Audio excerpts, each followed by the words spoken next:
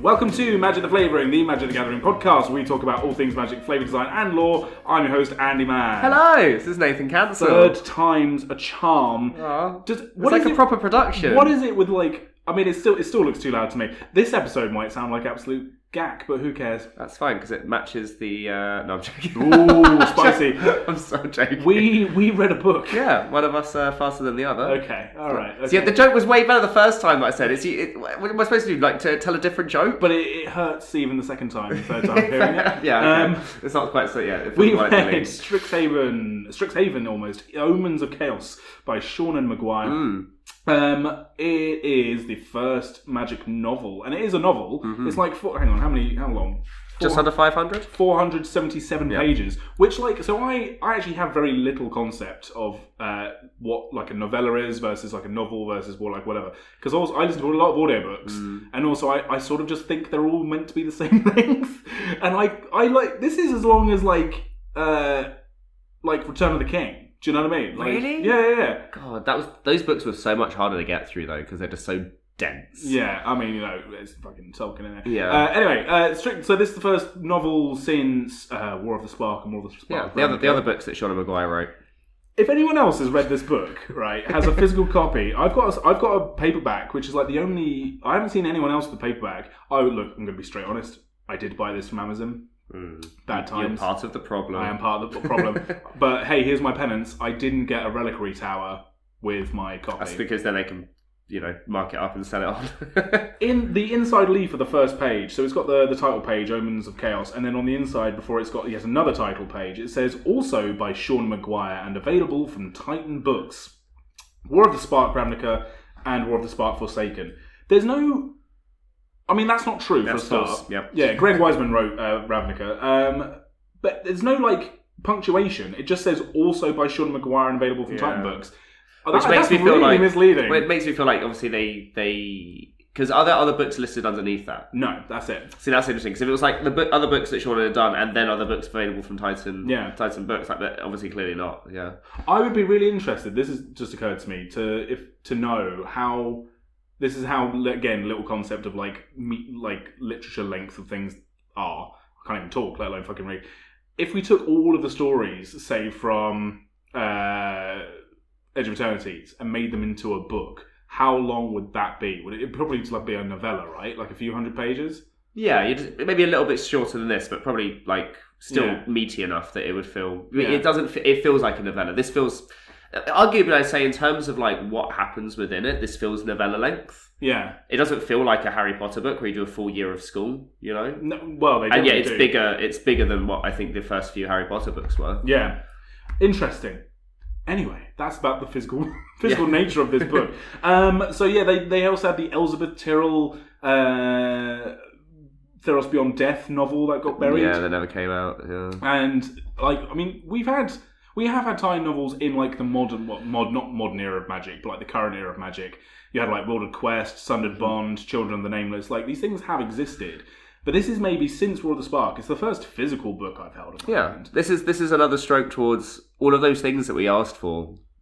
They're actually doing. They're sort of delivering, and it's it's wild because we haven't been on a single plane in Magic for quite some time. But between Lorwyn and the actual Strixhaven set, and now this book, it feels like we've been on Strixhaven for a fucking long time. Well, this is why I think that's that thing that I mentioned last when we were talking about the story for Secrets of Strixhaven. Yeah, how I feel like the students felt backplanted to kind of feel like there's a cohesion. Because one of the biggest things I think they've noticed is obviously if they keep doing Universes Beyond, which the latest news from Marrow is that at some point in the not too distant future, they will go back to having an equal amount of Universes Beyond and Universes Within. Yeah. Which go back 10 years to there not being any Universes Beyond at all. Yeah. And thinking, hey, at least half of your year is sets from actual Magic and being thankful for it instead of being that's still not enough, right? Yeah. So I guess the feedback probably for them is that the through line kind of keeps getting left, right? And they've probably tried to make a concerted effort to have this storyline feel like it goes all the way through. Saying that, this story and the story from Secrets of Strixhaven, completely unrelated, have nothing to do with each other. Yeah, so like, okay. I think this technically takes place before the year starts that we see Kirill and all of that arrive. Interesting, right? So there's a few... We're going to go through the story. There's... how many chapters are there? I wrote it down. It's like 27 or something like that, isn't it? There is 29, and an epilogue and a prologue. So let's 31. say... Yeah, so 29 full chapters. So I've written like 3-sentence blurbs for each chapter. I have not read my notes on this since I wrote them, and my handwriting is poor at best. You should be a doctor, sir. But my handwriting is the kind of handwriting that people look at it and go, oh my gosh, that's fancy. And then they try and read it and they're like, oh, you're an illiterate. That's how I used to feel as a kid. I used to do this like slanted handwriting. I used to think I was so cool. And then I got called in and I was like, oh, I'm going to get like a commendation. They were like, yeah, so your son needs to write in a way that people can fucking read it. Okay, my bad, sorry. My handwriting looks like someone's got a broken spirograph. Which is kind of nuts. So we're gonna blitz through it, but like before we do so, we'll do like a little bit of sort of like scene setting for this book because I do want to get into it. I do want to get into the story, and I don't want to necessarily talk too much about the wider state of magic around it because I think we should do this book its justice. Yeah, and we like Seanan, so why not? So when's it set? It's definitely set after the Phyrexian invasion. Yeah, that much is clear. But we also don't know how many years have been technically between this book and the Phyrexian. It doesn't feel like it's been many, like maybe a couple. But it is during the Omen. It's explicitly during the Omen part. Yeah. Well, the thing is, obviously, Liliana shows up in this book, which, if we're talking current continuity, she's already disappeared off plane to go and do reality fracture stuff by the time we get to Secrets of Strixhaven. So it has to have taken place before the current story of Secrets of Strixhaven, but it must have taken place after the Phyrexian invasion. How many years are between that? I think probably only a handful. I mean, I don't really think they do, like, in terms of narrative, sort of like this story happens, this story happens, this story happens. I don't think it is long. I think they only do the big time jumps when it's like planes have different sort of like time dilation, right? Well, I only found out today that Mirrodin's time warped around Memnarch's psychosis. So when he started going crazy, he's got the Mirari inside of him. Apparently time started moving faster on Mirrodin, which is why when there's like random Flavour texts that talk about millennia ago with the Ur-golems and stuff, which doesn't make sense because Memnarch should have only been about 10 or 15 years old. And it's like, well, no, it's because as soon as he started going crazy, the Mirari then started influencing the plane. The plane's like in its own little bubble started accelerating. Similar to kind of what happened with like Zalfir and the time bubbles and stuff in the original Phyrexian invasion. So I think there probably is. I'd have to reread it. I think in the early chapters when we're following Eula, I'm pretty sure it mentions that the restoration's only been happening for like a year, maybe a couple of years at most. So we are still very fresh in the wake of the invasion. And I suppose that makes sense as well for like the central theme and the central sort of plot device in this book about like the experiences of the students as they go through Strixhaven. It makes sense that these guys are before the current crop of students with like Sanar and Tam and Lewin and all that kind of lot, just because of the way that people react to them. Yeah, it's kind of annoying that the way that this has come out before the set, because we've always spent a couple of sets already establishing Omen Path culture and how there's a lot of cross-pollination between different planes now. Cross-plane... No, can't make it. Cross-planation. Yeah, good, yes. Cross-planation. But so what we'll see in this book is that we're still kind of in the beginning stages of understanding how Omen Paths are going to affect the different denizens from planes kind of interacting and starting to understand each other's cultures, and it's like to bury the lead or whatever. Like this is essentially what this book is about, right? Trying to understand all the different planes trying to come to an understanding of living in a world with each other. And then what that means for having, exchange students coming over. Because, as you say, in the Secrets of Strixhaven story, it's already established and very normalised that there are other students from other planes, and it's kind of cool. Yeah. In this book, it's not cool. Not so cool. No mas. No mas. No. Yeah, which I felt jarring because considering magic doesn't usually touch on these things very heavily, the fact it's managed to go through a whole novel kind of like leaning into the but what if different planes don't like each other? Like that's actually very serious. They don't usually have time for that in the current set because it's like, well, we need everything to be yada yada, everything's cool, whatever. Whereas now they kind of go, well, instead of like just doing magic cards about it, should we actually look at the reality of what it'd be like to smash cultures together? Yeah, do you know, it's one of those weird things that like I think certain IPs in the fantasy space obviously do very well at and really like revel in. Like Warhammer 40k, for example, is an IP where they're like, what if every faction in the IP is not just bad, they're like fascistic to the point of being true evil, but they're all true evil. So it's sort of like we all get to no one gets to be the good guys. So it's all just about the flavour of bad you want to be. But I think things like Magic, and we've talked about the balance between like how much real world politics should or should not inform a game, and whether actually there's endless politics, and we've done 160 odd episodes talking about this, and we're both fairly on the left, and it's still difficult for us to balance. So to do a game about combat, because it is about combat, but then to sort of not have it just be like, yeah, and everyone hates each other and every card's a racist, to then do a book specifically about discrimination to the core of the plot is fucking brave. Like, I think it's kind of wild. Yeah, really. I wonder if there was a specific push, like, Shannon got the remit of being like, hey, we kind of really want you to go into the not true depths, because I still think the original Strixhaven set probably touched on the things that make you upset when you think about school.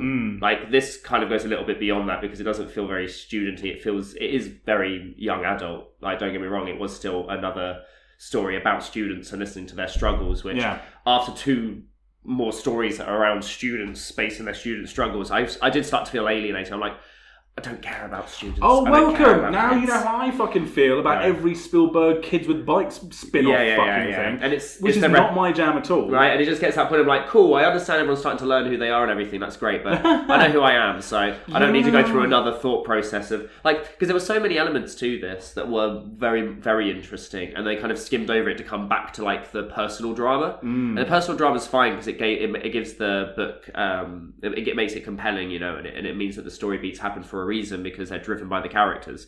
Cool. But if you start to get to where you're like, well, not only do I not properly know these characters' motivations yet, but also I don't necessarily agree with them, at that point the story starts to be like, yeah, but I don't want to follow on with this bit because I don't understand why this person's doing this thing. Interesting. And the younger characters are, the more usually you can get away with saying not they're naive or misunderstood or misguided, and all of those things can then be legitimate reasons why your character is making stupid decisions, but you're still having to listen to the stupid and read about the stupid decisions, Yeah, it's interesting.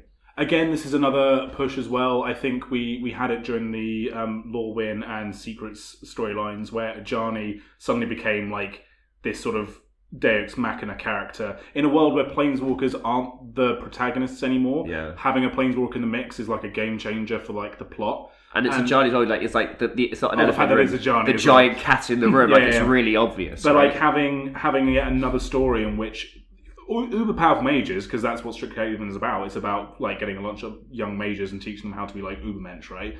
But like having planeswalkers scattered throughout the story, or not having them be the ones to bail them out every 5 seconds, does add a certain spin of it's planeswalkers are not the focus of these stories, but that has just made them kind of re-invitalized as like the absolute powerhouses of Magic that they always should have been, right? I mean, this story specifically focuses on 2 ex-planeswalkers, and there is a very specific kind of like push for planeswalkers that kept their sparks are now on another level. Like, I still think, obviously, Liliana's still a very powerful mage and a very formidable necromancer. But the things that she could do with her spark, because I think the idea is right, is that it's like an engine almost within you, and if you can tap into that spark, like it can allow you to do so much more. So it's nice to have a story where none of that is relevant. Like you could even argue that all of this story could have happened concurrently with the Secrets of Strixhaven story, because none of it is so big that they would have had to have mentioned it in that story. Like, the campus probably is big enough to accommodate both stories. I don't think that's what happened.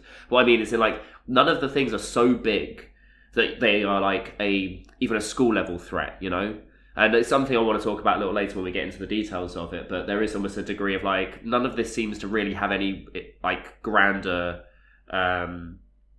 effect on the world around them. Like, this is like a very the story happens, and then and you can kind of like ignore it, and it sits in its own little pocket. It doesn't actually affect any of these other things particularly. I disagree. Okay, but we can get into that. Yeah. Hence the format of podcasting. Do you like that? Yeah. Does that make you feel powerful? Made me feel like a fucking planeswalker. All right, let's do this. I can't reiterate just how much I can't read these notes, by the way. So This is gonna be fun. And I did you write the title of each chapter? I did. I liked the chapters, the chapter titling quite a lot, of where it was word and word. I like consistent chaptering. I tend to find when things, or like, episodes in TV shows, I tend to find if your TV show doesn't have some sort of like format, even if it's just episode 1, episode 2, fine. Yeah. If it's just like, we called it whatever the fuck, I'm like, oh, shut up. Was it like Always Sunny says it's the one where the gang, and then dot. Yeah. I quite like that, because every story is then being expressed in a similar kind of format, right? I think, I could be wrong, Grey's Anatomy does like a song title every episode as well. Cute. That's as much as I ever need to know about Grey's Anatomy. Yeah, I wish I didn't know that either. The prologue! We dive in. Kasmina has a recurring dream about a candle that gets snuffed out, and she says she has failed the multiverse and all the other planeswalkers. So, straight in, Kasmina. Last episode, we were like, where the fuck's Kasmina? Where's Kasmina? Why are we seeing any Kasmina? Well, here the fuck is Kasmina. Yeah. She's having bad dreams, and what has she failed? Who has she failed? The candle snuffs out. Did you get it? Did you get it straight away? Yeah, it's the what was it, Princess Diana, right? Is that exactly what you were like a candle in the wind, right? Exactly. Absolutely. Sorry, I can see the sound levels on this absolutely spiking. Well, like, the thing that I thought was going on with this record is it's recording at a very high volume. So if it blows out your eardrums, I'm fucking sorry. Yeah, Planeswalker Spark's going on. Yeah. But why? I mean, the mystery is, why has she failed them? Yeah. We haven't. I mean, again, we still don't know what she was really doing, right? As in, like, up to this point, we still have no idea. Yeah. We still have no idea. By the end of this book, we do. I argue that I still don't think it was. It's fine. We'll get there. Okay, so she has this recurring dream. It's good to get a bit of Kasmina action. We know she's on Strixhaven. We didn't get her in Secrets really, and so it's nice to have her be here and to have like a POV immediately from her first fucking page. I hope we get lots more of that.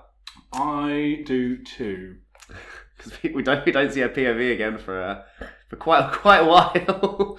Episode 1: Brokers and Bargains. Eula Blue, which is a fucking sick name. Well done, Seanan. From New Capenna, is a shield mage working for the Riveteers.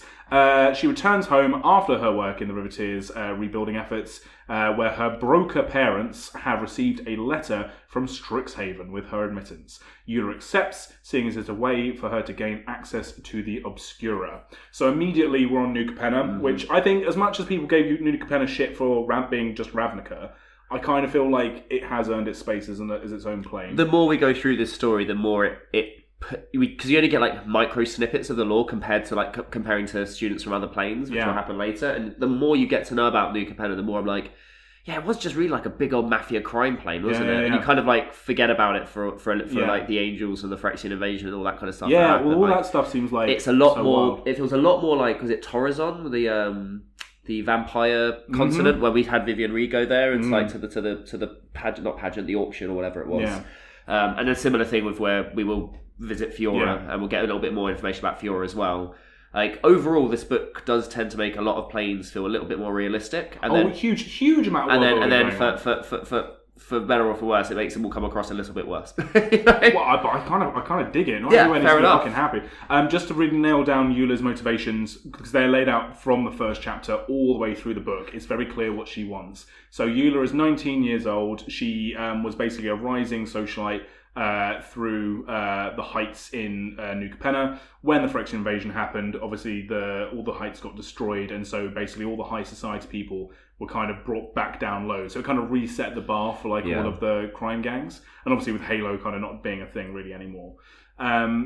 She is part of a broker family. Her dad is a low-level broker associate. He's not actually in the family. She works for the Riveteers because that's what her job kind of is. She's a shield mage. But Andy, her name is Blue and the Riveteers are red, black and green. I know. Ooh. So she works for the Riveteers because she's a shield mage. She protects people from falling debris as they rebuild the city. But her dream is to actually work for the Obscura. Yeah. So her whole thing is, I'm going to make my dad proud. I'm going to give brokers what they need through my dad, which will become evident later in the story. So that at one point they go, you've earned your worth. We're not going to like hold it against you if you go to Obscura. You've kind of paved your way to kind of be good with the brokers without actually fucking anyone off. So it's all this kind of like not wanting to offend a family, but also not wanting to necessarily join them. It's also like there's a lot of like legacy, right? Of like, my family needs me to do this, right? To the point of where I'm not sure if you mentioned the little blurb, but like before she says like, yeah, cool, I'm gonna go and do this thing, she was like, they might not even let me because they need my money so badly that even a pause, even for potential betterment in the future, might not be worth it.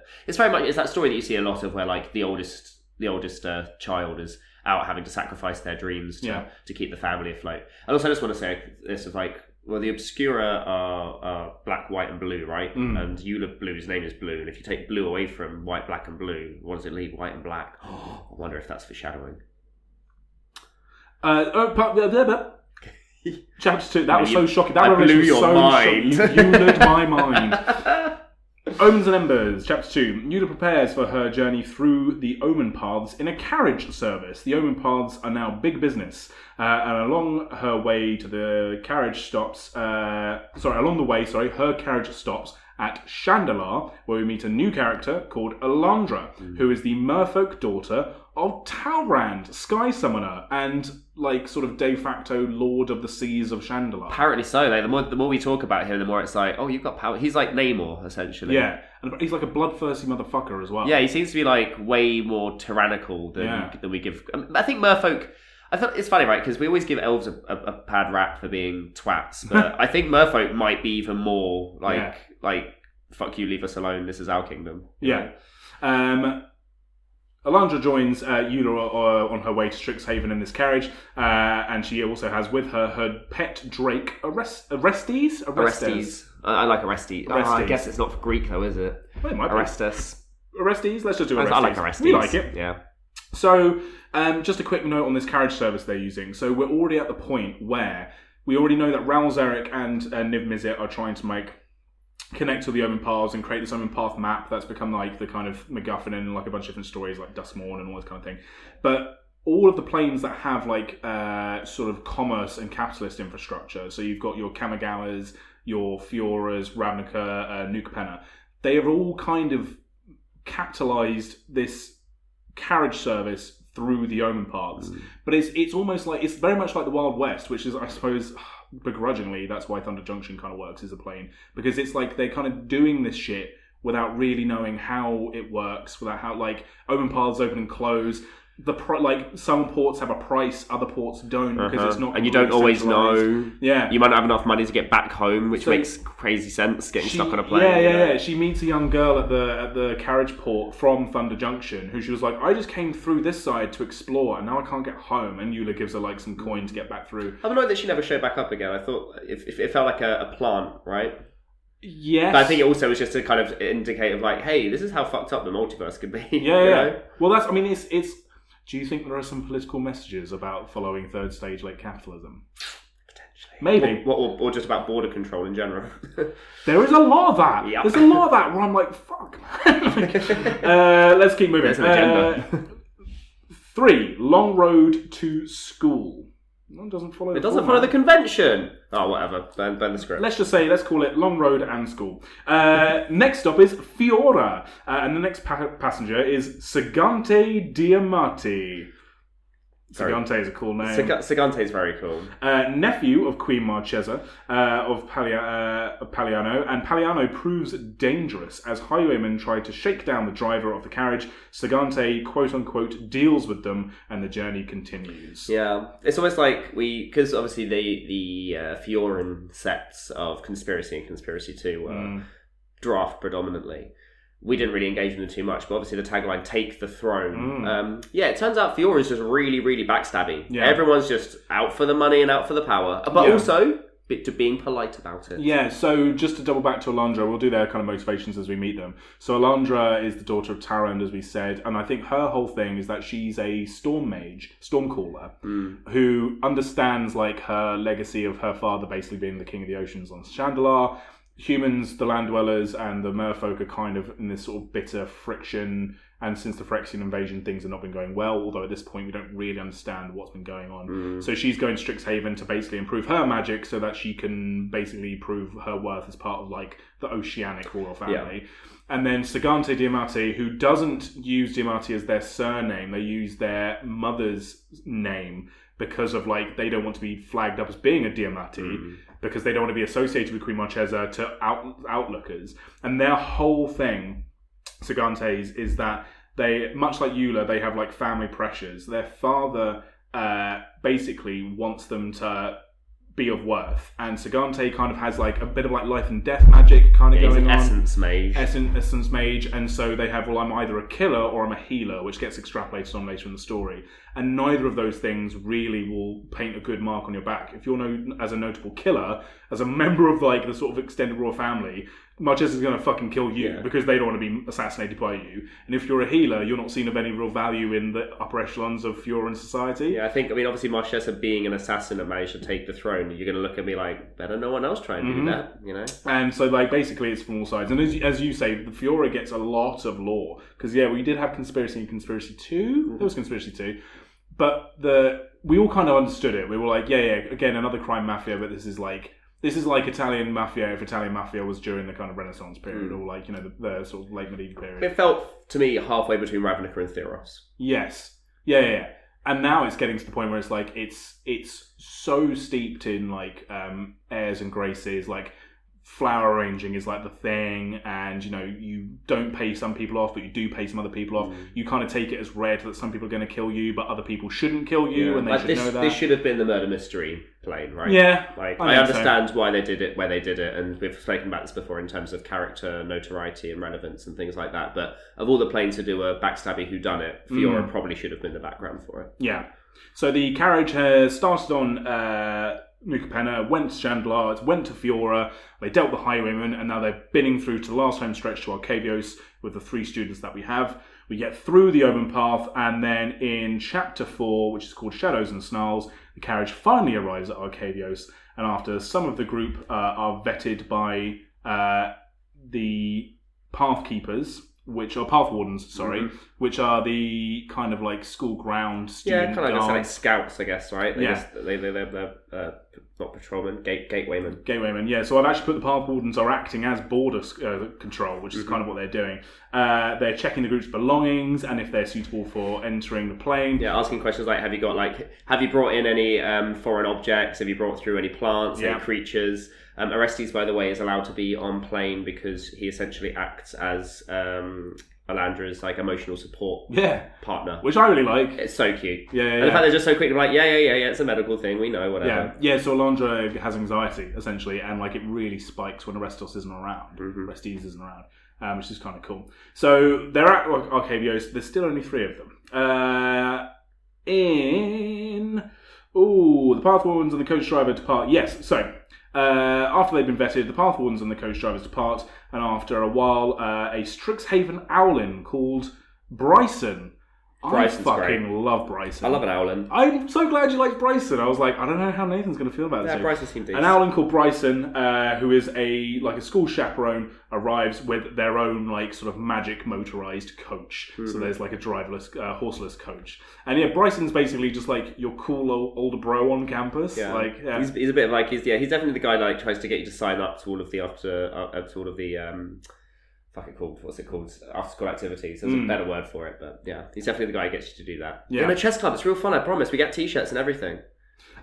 They end up playing like a game as well, like a card game. Yeah, and then Eula automatically knows that Sagante's cheating, but can't prove how, so doesn't want to play. Yeah, because if she could prove how, then it's fine. She could leverage it against him, but without that, it's not fun. Yeah, we see the first little sparks. Up until this point, the 3 students that we have, they're not necessarily antagonistic, and actually, there's a lot of like, okay, we're in this together. Let's try and become fast friends. Yeah. All of this is from Eula's perspective, and until we get to like certain POV chapters.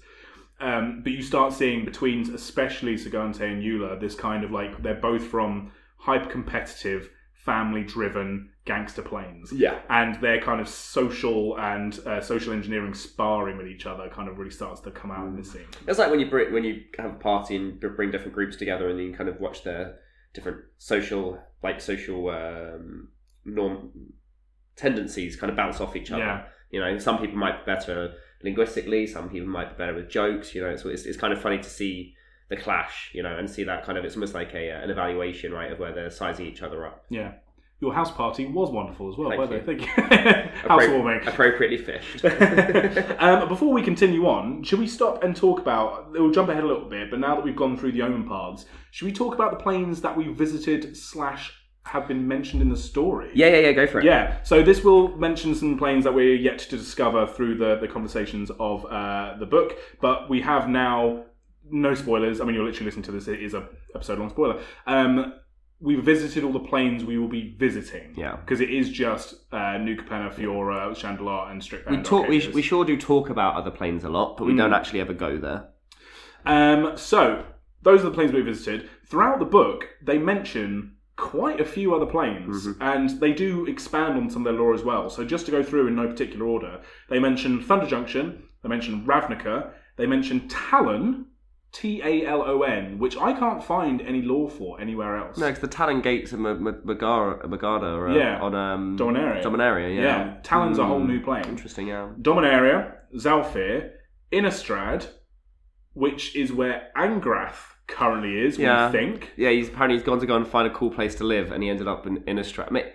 You know, the whole thing with the Immortal Sun and stuff, I started to think that Angrath might not be as smart as we give him credit for. Maybe he's a dumb cunt. Yeah. That's fine. He's just a dumb cow. He's a good dad.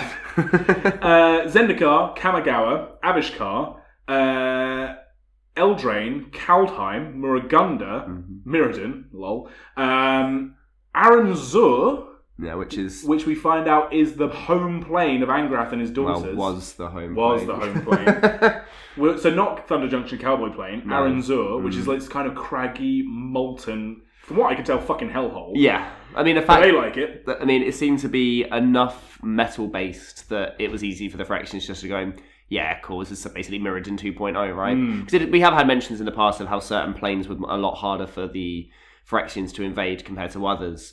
And it might even be like a testament to like how silly another reason why it was silly that she tried to invade everything at the same time is that the average plane probably doesn't take to metal very well, but there are a few out there that are very easily swayed. But yeah, as far as we're aware, like the plane is essentially snuffed out. I mean, I think we could probably presume the world soul has died, and it's just a shell that then they had to get off. Duskmourn is implied, because we see an omen path with a bunch of moths flying outside it, which is kind of interesting. Although they never name it as such. But they do mention it twice. They mention the moths twice. And then we have one final plane, Antausia, which is the home plane of Kazmina. Yeah, gets mentioned right at the very end of the book because there's a bit of a subplot where people are trying to guess where she's from. Yeah, I don't want to talk about her yet because there'll be plenty to talk about later. But it's funny that we do get some background, like. We know that there's loads of owls on that plane, for example, but we also know that she hasn't found a way to go back there. Chapter 5, The Owl's Dilemma. Some of these chapter headings are actually a bit more dramatic than they need to be. The group wait for another extraplanar student to arrive, Kakia Akosa, the granddaughter of Teferi. The 4 students and Bryson then travel to Strixhaven campus, where Bryson drops them off, and we meet a 5th student called Jamira, who is the daughter of Angrath. We finally learn his home plane is Aranzur and has been destroyed by the Phyrexians during the latest invasion. And that is what had led Angrath and the younger sister of the 2 daughters to go and find a new home on Innistrad. So we've got 2 new students. Kakia, that's how I'm pronouncing her name. Do you agree? Kekquia? Yeah, Kekquia time. Let's do Kekquia. I'll defer to you. I'll probably get that wrong. Granddaughter of Teferi. Yes. So we've got like a real fucking plethora of Akosa family members all over the shop, right? Which I guess makes sense, right? Like, I guess we got the full Tamio family. It'd be a shame if we don't end up getting a card for this. And where, right? I guess in this current sphere of trying to find places to put cards from ancillary planes and stuff, Jumpstart is now going to be tied directly to Universes Beyond. So I guess that's never happening anymore. It's funny that we had an Alandra card years ago. A couple of years ago. And it's more than one, hence the pluralization. Oh, you're right. Well, let me find out exactly what's there, because I think it's longer than we think. Alandra Scribe.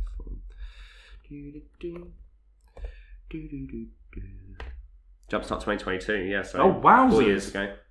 Yeah, and people were just like, okay, Teferi, Taran's daughter, and then like whatever. So we have the daughter of one known character. We have the nephew of another. The nephew. We have the granddaughter of Teferi, and then we have the daughter of Angrath, which is Jamira. Eula is technically the only person who's entirely new in terms of heritage and not tied to someone we're already aware of. Yeah. So Kikuya is a young sort of like Lawhold mage. What is the thing? Neuro. It's the same thing that Dak Faden was. Dak Faden? Not Dak Faden. What's Dak Faden? Dak Faden's just a thief. Yeah, but she has the same ability as Dak Faden. Where she can tell the sense memory of objects and things. Yeah, where are we? I'm going to find out what it's called. I mean, they say it in the book about Psychometry. So she has the power to get the sense memory of like objects, which is perfect for the School of Lawhold because that's that is what they do. And we find out she can also technically do this to people as well. Yes, which is mighty powerful. And she basically got told to come to Strixhaven by Teferi himself, who apparently visited Strixhaven many years ago. I mean, he must have. When you're a time mage, there is a planes-walking time mage. There is no way you don't go to most planes. I mean, that's fair. I didn't mind it at all. I thought, that makes sense. He's one of those people of where you look at and you're like, it would be a shame if Teferi ever left the story because he feels like he's always that kind of. He's like the non-douchey Yerza, of where someone who's been around forever, seen everything, not turned into an absolute mental case for it, managed to resolve his long arcing problem, and can just pop. He could be an Ajani that I don't mind. Yeah. Right? He can just pop in and out without being like, what's this guy doing here again? Please give us a card. That's not a complete buzz. Yeah, true. That's that also. Hey, it's hard to make white blue planeswalkers that aren't douchey. Very true. And her kind of motivation is just that she wants, at this point, that we understand, is just to make her family proud. And she's obviously a lot more aware coming from Dominaria, which was the centre of the multiverse, or perceived to be for a long time. And then obviously has had multiple different incursions. They obviously had the Weatherlight, which could travel between planes as well. So of all the planes, Dominaria already had a fairly decent sitting of understanding that, we're part of a greater multiverse. And then you have Jamira, who is the daughter of Angrath. So we actually got these characters mentioned for the first time all the way back in Ixalan, OG Ixalan, long enough ago that we can call it an OG Ixalan, because his whole thing was that he was trapped away from his daughters due to the power of the immortal sun. Yeah. And now we get to see the flip side of that. We get all of the information from the daughters who lost their father to this immortal sun. Basically, this douchebag guy just turned into a planeswalker, bounced off and said, cool, I'll be back. Yeah. And then it never... I mean, came back, but not with milk. Yeah. And it was too bloody late. Cigarettes. And Jamira is this giant, Minotaur? This is a Minotaur, Cowfolk. Cowfolk, but Bovinian. I guess it's just Minotaur. It is Minotaur, who is kind of green-blue aligned, which is kind of an interesting one. Yeah, for someone who's like a blacksmith to go into Quandrix is... It's funny, right? Because I complain when characters fit into the stereotype too cleanly, because I'm like, well, isn't that convenient? But then also when you have a character that, for all intents and purposes, would be like black red coded, or maybe white red coded, or just mono red coded, to go, sure, we'll shove her into Quandrix, why not? But that's just her vocation. That's her family business. Yeah, that's what I like though. So it kind of undermines. In Magic, normally it's that you are all of this thing. There is no shade to you. If you wear blue, you do ice. Yeah. That's why I'm kind of annoyed that when we see the other Chandra, she's like an ice mage. I'm like, why? Stop! No.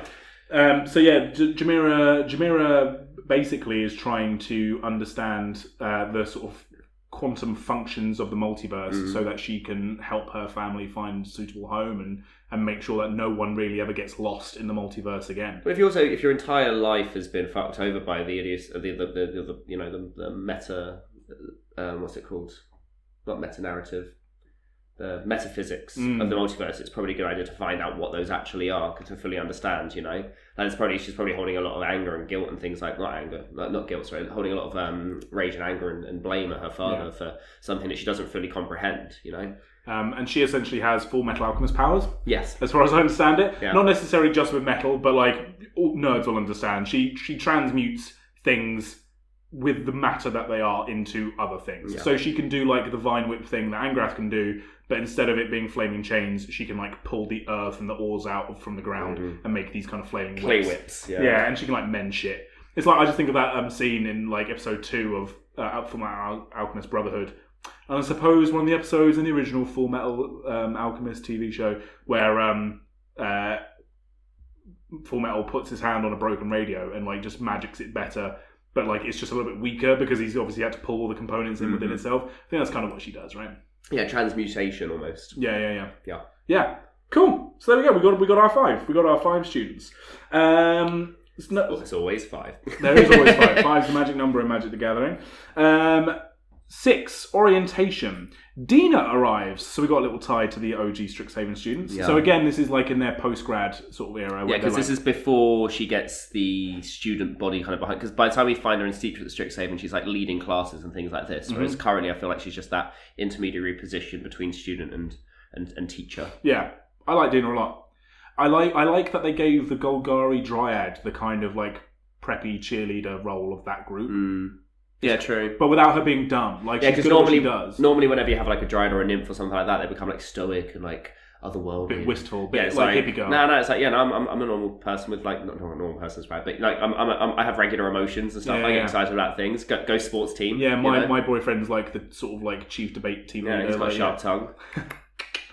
Way underage relations. Underage. I've opened a book I don't want to read. Dina arrives and leads the group to their dorms. Each room has been tailored to each of the students' home plane needs. After settling in, they head to the dining hall where a group of Lawhold students slight Alandra by referring to her as an amphibian, which is an insult. Yeah, she ain't no frog. We also start to get a sense of which colleges each student is intending to petition for in their second year. So obviously Eula's going for the Silver Quill. Sagante is going for the Witherbloom. Jamira's going for the Quandrix. Quia's going for the Lawhold. And Alandra's going for the Prismari. Yeah, which again is a nice little subversion, having the anxiety-ridden quiet girl be the one being like, I really just want to be able to come out of my shell so I can control the storms. Like, I think that's pretty cool. So the thing that I kind of, beyond the fact that obviously Nathan disagrees. She's blue and red, so of course she goes into blue and red school. Now, what I noticed with this was that each of these colleges is quite, and when we obviously first went to Strixhaven, it was a real subversion of what we came to understand the colour combinations being able to do. And we've not seen, obviously we probably all go with Hexhaven, we haven't seen the alternative of that, of where they undermine the other 5 allied, or not, we haven't seen a subversion of the allied pairs yet, we've seen a subversion of the enemy pairings. Right? Because these are enemy pairings? White and black, yeah. Yeah. So, the only issue I have with this is that as a school, all of these 5 things are quite distinct, and there's not a lot of, I don't feel like there's a lot of overlap, and there's also a lot of gaps between them. And it's kind of interesting that you go to a college where it goes, cool, well, I guess with other IPs that have done this, like with Slytherin, Ravenclaw, Hufflepuff, blah blah blah blah. Like you are determined. I can't help it, man. Like we're talking about magic schools with different houses that have different colours, and each person within that is a very distinctive personality. Like what I'm saying is, I feel like the personalities within them are quite cliche, and it's quite funny that they are so. It is still such a cliche setting. That aspect of it still feels a little bit pushed and a little bit forced. I don't know, man. I don't know. I kind of feel like because there's a line sort of in the middle of the book where we start to get an idea, we'll come to it, where the plot unfolds as to why these students are here. And there's a line about that each student could potentially go to at least 2, if not 3 of the schools and be well suited. And that's actually how like the design of the school kind of works. Because, and obviously we see things through the colour pie because that's colours of mana. But like within the world of magic, they are people with personality. Yeah, true. And things like that. I guess it's more like if you're like, oh, you could go either Witherbloom or you could go Lawhold. I'm like, but that's either black-green mana or white-red mana, which are like diametrically opposed in terms of... Yeah, I suppose the example they give is that Eula could have gone Prismari or could have gone... Because you leans on the blue side. Or I guess it's not even leaning on the blue, because then Prismari is opposite. This is the thing that makes it difficult when it's the 5 that we've got currently, is that the overlap doesn't happen because they are so distinctly opposite. Is that not them sort of going... Every real human, every well-rounded person is all 5 colours at some point. And actually, whenever you do Christ, we're heading towards our 40s and we're still doing this. Whenever you do which colours do you think you are? Everyone always goes for 3. Yeah. No one ever just goes, green, I'm doing the green. Yeah, I guess. I think the other thing that I find... because you only see so much of it in the book, is that the diversity of each individual college doesn't feel quite as well expressed. It kind of makes them all feel a little bit more narrow. And obviously within the reality of it, if there is the reality of Strixhaven is that there's quite a wide stretch of different things you can do within each of those schools anyway, and there's plenty of classes where students from different colleges will overlap because there is an element to that. So there's core classes that anyone can take, exactly, and then also across year groups as well, if you notice. Yeah, true. Because I guess it depends. You might get to like your 4th year and go, hey, maybe I need to do a little bit of this Witherbloom studying to round out my Lawhold understanding, or whatever. I think my point was that it's because they've done such a good job of making these 5 colleges feel so distinct. The individualism of them makes them feel very spread out and far away from each other instead of feeling collective, which adds, and we haven't mentioned this yet, but considering we have 5 students all coming from very different planes that already have their own differences, going into a plane where they feel very different to everyone there, and then all of the things that are happening within the plane is also built on the distinct differences between the students instead of what are we all like in common? It's like, no, what separates us? That seems to be a big focus here.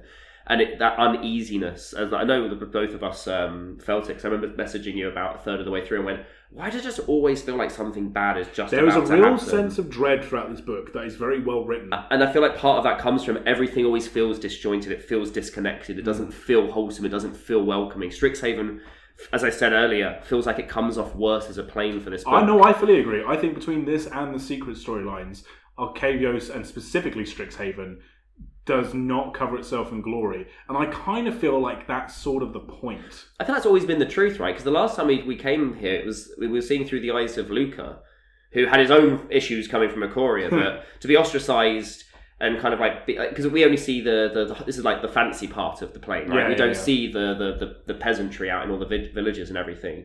And that's not obviously even to speak of all of the blood age and everything like that happened. But it is interesting that we have got to that point of where the plane almost feels worse for being more developed. It's almost like you found a way to find it's almost like any industrial city will eventually find capitalism, right? And it feels like a similar kind of thing of where the negatives of modern society are layered over this quite obviously in my mind, which is probably where the uneasiness comes from, because I'm not reading a book that's taken me away from the world. I'm reading a book that's a reflection of the world that I already live in, and it's layering it onto my fantasy setting that I normally use to escape from it. And it's like, oh, there is no escape. Oh, even in magic, everyone's just racially douchebaggy. Wonderful. Chapter 7, Shores and Colleges. The group is given a tour of the Strixhaven campus by Dina and Killian. Moving on, Chapter 8, the Company of Owls. Some of these chapters are just... So this book I feel like does a good job of both things, but is obvious that when it's doing one and the other. I think it does ride the line between a book to be for the true OG Magic fans who are like, yeah, let's read magic fiction, and also being a stepping on point for new people. Yeah. It's a bit more ham-fisted when it does the new stuff. Yeah, there's a lot of inflation. Also, why the hell are Dina and Killian so thirsty? Like, they don't need to be in the story as much as they are. And every time they are, it's always the students going, are those two finger banging around the back? It's like, yeah, they are. Why does this keep needing to be mentioned? Yeah. It's weird. It's very weird.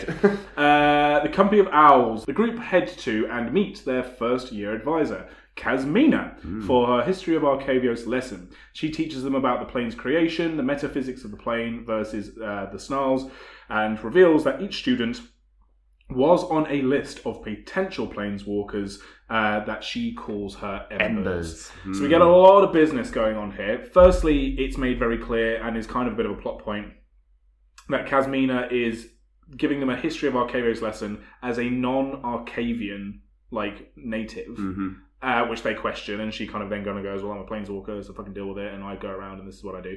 We kind of get, I can't remember if it's in this lesson, because there's a couple of different lesson scenes with Kazmina. I can't remember if it's in this one or a later one, but I'll mention it now, where we find out that the creation of Arcavios, we knew it was two planes smashing together, but I don't think we ever get appreciation for actually how fragile that is. It becomes a very major plot point, which we'll get to, about just how these really are two separate planes. Yeah, Apex and Zenith.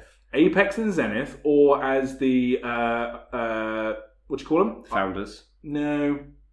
The Archaics. Thank you. The Archaics call them Charudis and Ezroi. Yeah, that felt very deliberately planted. I don't know if we'll ever come back to it. I mean, it sounds like the kind of thing you'd find in an Edge of Eternities instead. Yeah, and the other thing I felt it felt this very could have easily been skipped over, and they went into great detail to talk about how how it eventually came together, right? Yeah. And the fact that and the reason why the snarls exist essentially is it's almost like they're like pins, right? Almost like gluing pins of the different things that hold the planes together. Like the planes aren't even like in a state of balanced equilibrium. The fact there are snarls all over the world kind of shows that these two planes are still overlaid on top of each other, and their mana webs. Essentially, as much as they have found a way to coexist, there are points where it crackles and bubbles to the surface, and those are the snarls. Yeah. So you've essentially weaved two whole ley line systems on top of each other, which is hugely, hugely cool. Yeah. The founders were born of these as well, so which is an interesting detail. I wonder if that's more myth than true, because obviously the dragon exists. Maybe that's just a complication. That's a question they ask, right? They ask about, but doesn't then because even Kekri is like, yeah, doesn't it come from the dragon? I'm like, how the fuck does this bitch know about the dragon? She's the granddaughter of Very. I know, but it's funny that certain information that you'd feel like only privy to as an outside observer of the story, and just only getting a little clip of something, because obviously we get random point of view of the dragon and a random part of a story, but it is something that is well known. But maybe it's also true to then say, but maybe the myth of the dragon is more spread. You know? I kind of feel like actually maybe that's the way around it goes. And it might be, and I think I even mentioned this in the story, that they might not be true birthed dragons. You know, they are essentially a byproduct. Yeah. Very true. Yes, because they say, like, someone says, are they even dragons? And she says something like, I'd love you to go and ask one of them that. Yeah, exactly. You're right. It's almost like Seanan knew what they were doing. Yeah. I mean, it's one thing that's really pissing me off is at no point do we ever still get to... The only time we've ever seen an actual fucking founding dragon was when Liliana went to go and speak to Belladros. Which was one of the better scenes. It was one of the better scenes, and yet we haven't heard from any of the other ones. It's like, oh, they're so aloof, they never do anything. It's like, there is a literal artwork of Shadrax with glasses sat in a fucking room reading a book. What are you telling me they never come to the campus? That's, of course, in the set of Secrets of Strixhaven, which we've established is after this book. Yeah, it's after the book. They are a lot more present in the set. Yeah. But we also, in the story, we never get to it. I want to eventually... I like dragons. Dragons are cool. You know, the moment where Bilbo starts speaking to Smaug, very cool part of The Hobbit. You know, would like this in other parts of our magic sets, please. And then also the sort of like... sort of reveal from Kasmina of them going like, it feels like we were kind of chosen because we're all slightly different and it's clear we're all going for all these different colleges. And Kasmina goes, well, yeah, obviously. And she calls them her embers. They're all latent planeswalkers. But this is the thing is, so yeah, one thing we find out here is essentially is Kasmina can essentially sense sparks within people, which explains kind of why she was on this whole making the Planeswalker Avengers or whatever before War of the Spark, and also how she was able to identify the Kenrith twins. But the other element that kind of frustrates me here is it used to be like Planeswalkers were 1 in a million, right? Or 1 in a billion, or whatever metric you want to run it by. But the fact that it seems to be like, hey, you all happen to be like, apart from Eula, like, you're the daughter of a Planeswalker, you're the granddaughter of a Planeswalker. It's like, I thought you don't just like pass on sparks genetically, right? I suppose not, but I guess, again, they were part of a much longer list. This is that scene from Civil War or whatever, where you see the little like, or is it Iron Man 3? I can't remember. Where it's like Hydra. No, it's not Civil War. It's the Captain America. What's the second one? Winter Soldier. Winter Soldier. Where you see the helicarrier has got all like the different names. When we find out it's a really Hydra. Mm-hmm. I don't want to go so deep into this. It feels like that when it's like you see that you could. Seanan has a list somewhere of like 200 names. Yeah, it would have been nice to actually maybe like caught a glimpse of a few of the other names that were on there, right? So yeah, Kasmina very nakedly just goes, yeah, you're here for a reason. You ain't gonna know what that is just yet. Just know that you're sort of you just need to do what you need to do, and I'll do what I need to do. Which is very mysterious and very bold of Kasmina. Interlude 1. So it is actually way more than 31 chapters because there's 4 point of view chapters that are interludes, not chapters. And I hadn't really clocked that they were all interludes when they happened either, actually. This is a POV from Jamira, who we see expresses disdain for Planeswalkers to Kasmina, who agrees to help her in secret to extinguish her ember. Jamira also discovers the sport of Mage Tower. So immediately we've got Jamira's real intentions now she's at the school. She fucking hates the idea that she might be a Planeswalker. She hates the concept of Planeswalkers. The Omen Paths are kind of like this kind of wild thing that she doesn't necessarily like either. And Kasmina kind of goes, well, look, if you don't want it, I can help you. Yeah. I want to understand sparks as well. So I can help you with that. Yeah. Which was one of those moments where I'm like, what are you talking about there, Kasmina? That was a red flag immediately. Yeah, well, it's this idea that Kasmina, as far as we sort of see at this point in the story, is like, I just want to understand Sparks better. That's my whole jam. So if you don't want it, let's see if we can work together. Which is funny because the first point of view we have of her is basically her just going, oh my god, I want my Spark back. I'm so sad now. Yeah. It's like, I wonder what you might want to do with Jamira. Jamira's a very cool character as well because her, I think her Minotaur outlook on the world is very literal. She is Worf. She's Worf from the Next Generation. She's very much like, whenever you hear the things she says, it's very much like this is the cultural clash, right? Yeah. Like, she would never mean to be rude, she'll be direct. She says this at a point as well, of like how humans always refer to everyone like from their own perspective. Yeah. And so it's why they always end up getting confused by things and misunderstanding things because they're not trying to consider something from an alien point of view. They're trying to define everything by their own perspective, which. And I said this to you when in a message, being like, "That's all well and good, but we've also got a human writing all of this. So it's not as if you have to facsimile the idea of being something other than human because we can't ever not be anything other than what we are." Yeah, okay, but like the reason that I forgot we had that conversation, and I'm reliving it all over again. Only humans exist. Yeah. We only have. I know. That's what the irony. That's what I find from the point of view of humans. But there is a degree of irony of where you have all you humans always think about things from humans' perspectives from a character that isn't human, written by a human. So it's just that layer of like I like it because it's almost like a wink, wink, nudge, nudge, right? Of where, when you watch Star Wars, like the aliens are not. They're played by humans, right? You do know that. No. Okay. They say real, right? It's not CGI. We're going to have some conversations after.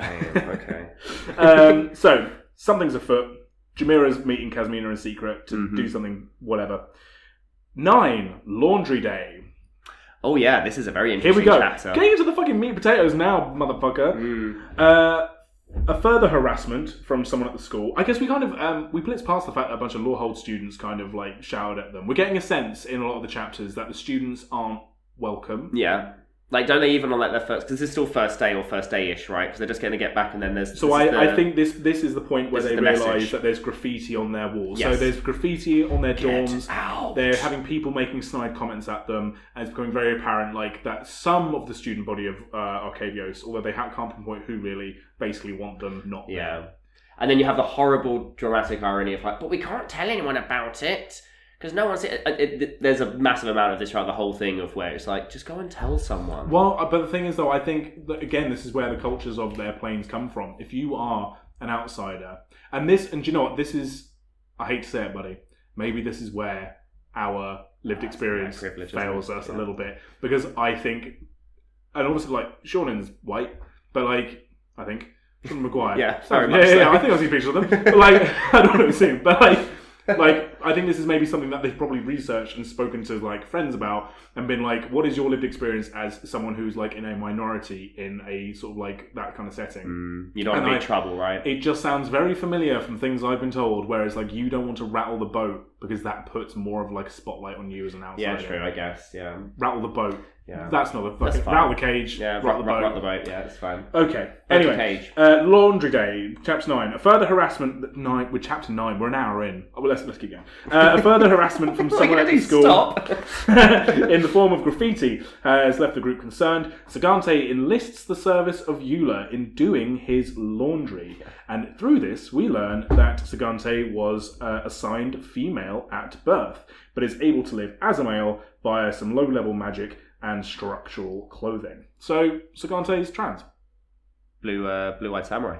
Blue-eyed samurai, yeah. Peaches. I think Eula, as they're sifting through Sagante's clothing, notices that like there's like sort of a semi-corset thing. Yeah, and a lot of the tops that they're wearing are like heavily layered and things like that. And then it's not too like sort of like dug under to get out the information. I think they kind of turn to Sagante and they're like, oh yeah, and Sagante kind of just sort of goes, well, you know, there are some magic from like bog witches that we have on the plane. It's sort of an open secret. No one really cares as long as you just kind of live your own truth. It's sort of like one of the very few semi-progressive things about Fiora is that people go, society doesn't like it, but everyone does it, so fucking who cares? Yeah, exactly. Get over it. Yeah. And that's sort of the last we really know. Doesn't really have. Yeah, there's like literally. I mean, there's a bit later where we get a bit even closer and more personal and more under the cover, as it were. But It's not made a big thing of. It doesn't change anything about their character because why would it? It doesn't change anything about Eula's reaction to them. Like, Eula expresses when they first meet Sagante about how they're very attractive. You know, not in saying like, you're fit, wanna bang. It's more like, oh, you can get lost in the eyes. There's like the angular of their face and things like the certain like vernacular that she uses that makes it seem like, oh, okay, you're attracted to this person. And the fact that they both banter in a similar fashion and come from planes that have a similar amount of like, hey, your parents really need you to do well, and like, you know, there's like both of them are quite severe people, and that really balances well off of each other. Yeah, it's also a further little bit of although Eula does have a bit of money, Sagante is actually filthy stinking rich. Yeah, of course. And has like shit tons of money. That nephew of the Queen. So specifically pays Eula and will refuse not to. Yeah. And then I think even at this moment goes, cool, I'm going to pay you a little bit more, so you absolutely do shut up about this. Yeah. Because I don't know. I mean, Strixhaven. We'll get into it a little bit later, even more. But like Strixhaven is probably like the most like queer friendly plane. I think which is ironic because it's very fuck off back to your own plane, but also you can be whoever the fuck you want to be here. Well, yeah. It's very salt and pepper kind of situation. Well, I think a lot of people say that's actually kind of how a lot of liberal-minded cities and things behave. Is like, if you're our type of liberal, fine, but if not, fuck off. Get out. Undesirables. Anyway, we're not here to analyse politics in art. Chapter 10, Study Hall. Alandra and Eula begin to bond and visit the Biblioplex together. Once there, Eula begins her side mission of copying books to send back to her home plane in order for her father to curry favour with the brokers. So this is furthering her motivations of wanting to please her father so that when she does eventually tell him I want to be Obscura and not Broker, he doesn't flip the shit out because everyone's nice and happy. She's using like blood magic, low-level blood magic, like literal blood magic. Because it's the easiest way to layer the ink, as it were, as one big page together. She's literally photocopying, but instead of toner, it's her blood. Yeah, which is crazy. Which is kind of crazy. And like, so I don't think we really mentioned, we flew past it. Alandra and Eula are roomies. Yeah. Sagante rooms on their own because they're fucking rich as shit. I also think it was to accommodate the fact that they're trans and they don't want people to know, which is a lovely little flavour beat later after we discover that fact. And then Jamira and Kukuya are boarding together as well. So they've within their group, they establish quite quickly that they're not really friends. A little bit like the original Strixhaven group in the Lawrence stories. True. They are thrown together through circumstance. They are bonding together because of that. But even within their little pocket friendship group, there are pairs and... there's loyalty of circumstance, and then there's friendships of circumstance, right? And it's almost like... And this is kind of what happens in schools anyway, right? There's a degree of the first person you sit down and talk to will be your best friend for the first few months, but then realistically, you're probably not settling into your long-term friends as your classes and things settle down a little bit. True enough. Chapter 11, Partners in Crime. Eula has spotted one of Kasmina's owls spying on her inside the library and enlists the help of Kukuya to go and question Kasmina. Once they get to her office, they eavesdrop on a conversation between Liliana Vess and Kasmina, disagreeing as to the merits of the omen paths. Yeah, there's a lot of this that seems to happen where especially in this, I remember multiple times of where Jamira especially is talking back to the teachers and stuff. I'm like, I understand once she gets like uni... Like, you're just human beings, because you don't just necessarily go straight from college to university, right? You can go to university at any point in your life. So you are just like a fully functional human dealing with a teacher who's just trying to do their job, right? But that bridging of that gap of where you look at someone and go, cool, we're basically the same, I'm learning from you, doesn't really kind of kick in. You still almost have a hierarchical aspect to it. It feels way less prevalent here, especially with someone like Jamira to turn around and be like, cool, I'm just going to ask and call you out on things like... How dare you? And I guess it also comes from a point of like, because they haven't gone there under the impression of growing up in Strixhaven, maybe having this great idea of like, you don't chat back to the faculty, blah blah blah blah blah. Like maybe there's also more deference to people like Eudora and but Deans. I think that is it though, because I think obviously this is playing again on the idea that they're from different planes where social structure is different. But also this is just the setting of Magic the Gathering. Like if your grandfather was the planeswalker that blipped Zalfir out of existence and then was instrumental in bringing it back, and you're Eula Blue, whose entire plane has been destroyed by biomechanical beings, demons from another realm, and your entire social structure has been destroyed, you're going to have a different perspective on like your own personal sanctity than you or I, who basically grew up in like fairly affluent England, went through the school system, and then went to uni. Yeah, true. I guess also Kasmina isn't from Strixhaven, right? And is also like almost like a like on the outskirts of the faculty. Doesn't seem to like she's not a dean, right? So there might even be an element of like, oh, you're just this rogue, you know, you're a part timer. Like, of course, I'm going to chat back to the part timer. Yeah. Very cute note that Liliana calls Kasmina Mina. Yeah. I mean, I feel like Liliana specifically has pet names for everyone that they know that the other person doesn't like, and then she uses it deliberately. Even though Mina's a really cool, really nice name. So Kasmina in this eavesdropping, it took me actually a couple of readings of that little passage. Kasmina is anti-Omen paths. Vess is not pro-Omen paths, but it's sort of like, chill the fuck out. This is just how like the multiverse is. You're not getting your spark back. Yeah. And Kasmina's like, you don't know that. These because she considers the Omen paths to be the scars that the World Tree. Not the World Tree, the World Breaker left behind, essentially. Like, they're not natural, and the only reason they exist is because the multiverse is broken. So there should be a way to fix that and put it back together. And especially when she considers her circumstance to be on the wrong side of history, right? Where this bad thing happened, and because of this bad thing, I'm now broken. If I can fix this bad thing that happened, maybe I then get fixed. And those two things shouldn't be tied together. But obviously, this was the book that starts to try and explain why Omen Path and Sparks are so tied together. Spoilers, by the end of it, we don't really still get an answer. There's not a true, like, yes, absolutely. It's not like Ugin comes down and goes, well done, children, you worked it out. And, like, there isn't an actual... Well, it's because they have to have a story after this book. Yeah, exactly. And also, in general, I think, like, they don't want to put down the metaphysics of it too strong, because, one, it would create a bunch of paradoxes and things that don't make sense, but also... it doesn't need to be explained. Like, the aspects of the multiverse have been completely busted up because of this massive thing that happened. They don't all have to be correlated or explained. You just kind of want to deal with what people's reactions up to them are, you know, and how it's affecting them. Not the why it happened and how to fix it. It's like, no, this has happened and how are people struggling with it. A little bit of a note as well that Kikuya, who kind of knows everything because she has kind of like annals of histories that she inherited from her grandfather. My grandfather's Teferi! Yeah. Knows who Liliana Vess is because she's a fellow Dominarian. And obviously Teferi knows Liliana. Also, I think Liliana in general just is a very well-known person. On the House of Vess is like very well known. Yeah. Cool. Interlude 2. POV, Alandra. Alandra is desperate to swim in open water and meets a Prismari student who agrees to take her to their campus lake. We see that even friendly students can be harsh about non-natives. Yeah. So we're introduced to this idea that Alandra is kind of not dealing so well with the literal like ley lines of magic, is creating like a pressurized atmosphere that she feels. I think it's the opposite. I think it's an unpressurized atmosphere. Oh, I see what you mean. There isn't... Chandelier is notoriably a very rich manner playing. Yes. So now we're in Strixhaven. It's almost like it's being very high up on a mountain of where like the ozone is like the air's too thin. You know, you're surviving, but you're not surviving comfortably. Yeah, and in her little tweak to the room that she shares with Eula is that her half of the room is like a big bubble of water. Water tank. Yeah, it's a water tank that she kind of swims in, like a magical water tank. Which again, we breeze past it, but when Dean was showing them their rooms, there's lots of like little details of like, oh, it took us like half a year of like all the different student bodies coming together to make this work. Yeah, and it's kind of like, that's fucking cool. Yeah, like that's a really nice idea.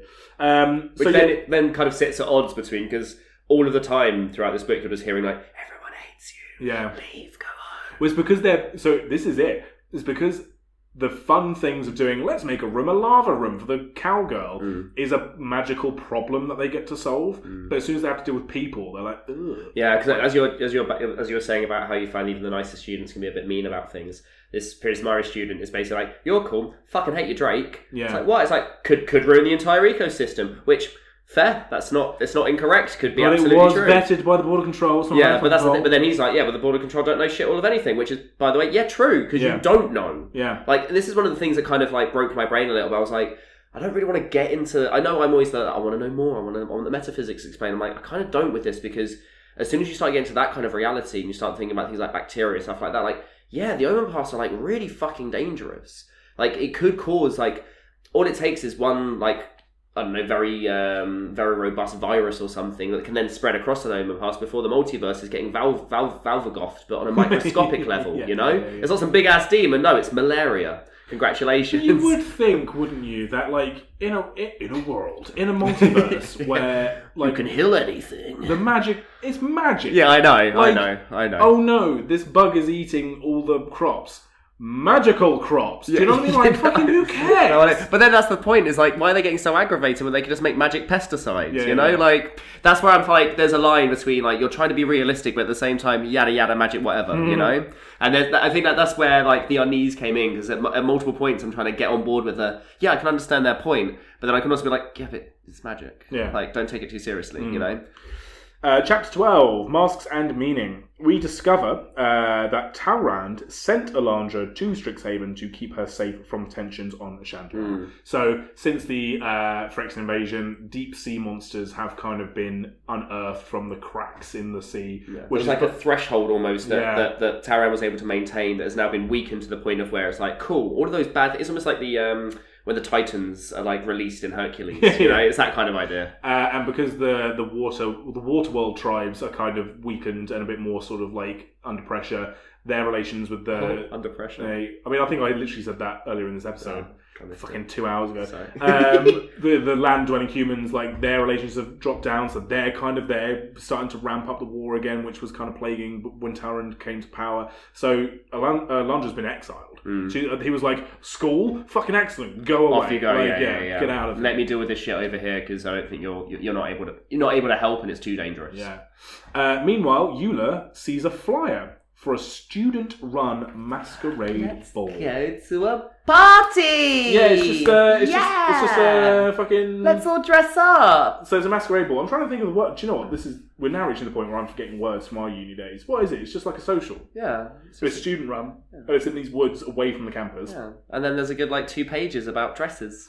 There's 2 chapters about it. So true. Actually, next, it does go on a really long time. Chapter 13, wardrobe malfunctions. Chapter 14, mists and moonlight. The group prepares for the ball. Okay, that's the whole part. That's it. Yeah, it's great. There are some really cool things, like Elandra grows her clothes. She has all these pearls. You put meaning into a pearl. But this is where I'm like, right. So there's yada yada yada magic, and then there's absolute fucking bullshit. Yeah. Of where it goes, dream of your favourite dress, and you put it into the thing, and she plants it, and it grows with the frills and the everything. I'm like, shut up. You could just imagine clothing. But this is where we see little bits of Jamira and Kakuya are fashioning each other things to braid their hair. That's reminiscent of their own home planes. How much closeness between these two have we found yet? Well, they're definitely roommates. Because oh my god, they're roommates. But they are literally, and they obviously have paired off together, because Kakuya is the sort of slightly stereotypical, I really want to learn about everything, and Jamira is a very literal, well, I'm just happy to be here. Yeah. And sports. So, yeah.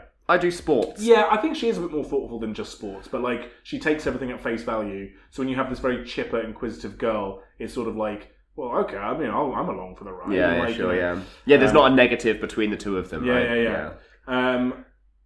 This is the point where I was like, oh, it coming. Something bad. Yeah, right? This is where the dread started. This was really I was peak dread with chapter 15, right? So chapter 15, A Night in the Woods. Even the fucking title, I was something bad is going to happen. Someone's getting carried. Someone's fucking going to get, fucking Carvu blood dumped all over or some shit. Yeah, what's the fucking...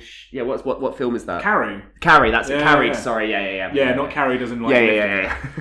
The group go to the ball where where the theme is omen parks.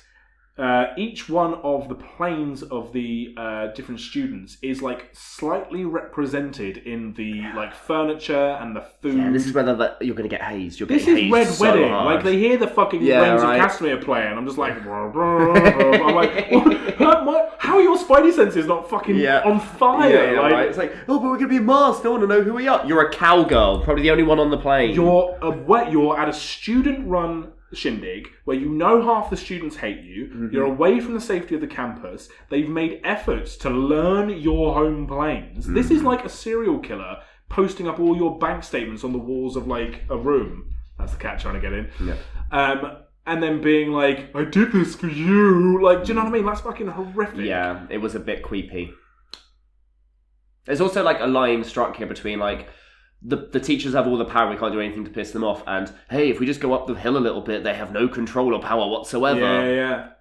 Eula dances with a silver quill boy who she thinks is Killian, and who warns her not to disappear in the library. So this masked silver quill student, who again she thinks might be Killian because everyone's in masks, is warning her of like, have you heard people disappearing in the stacks in the library?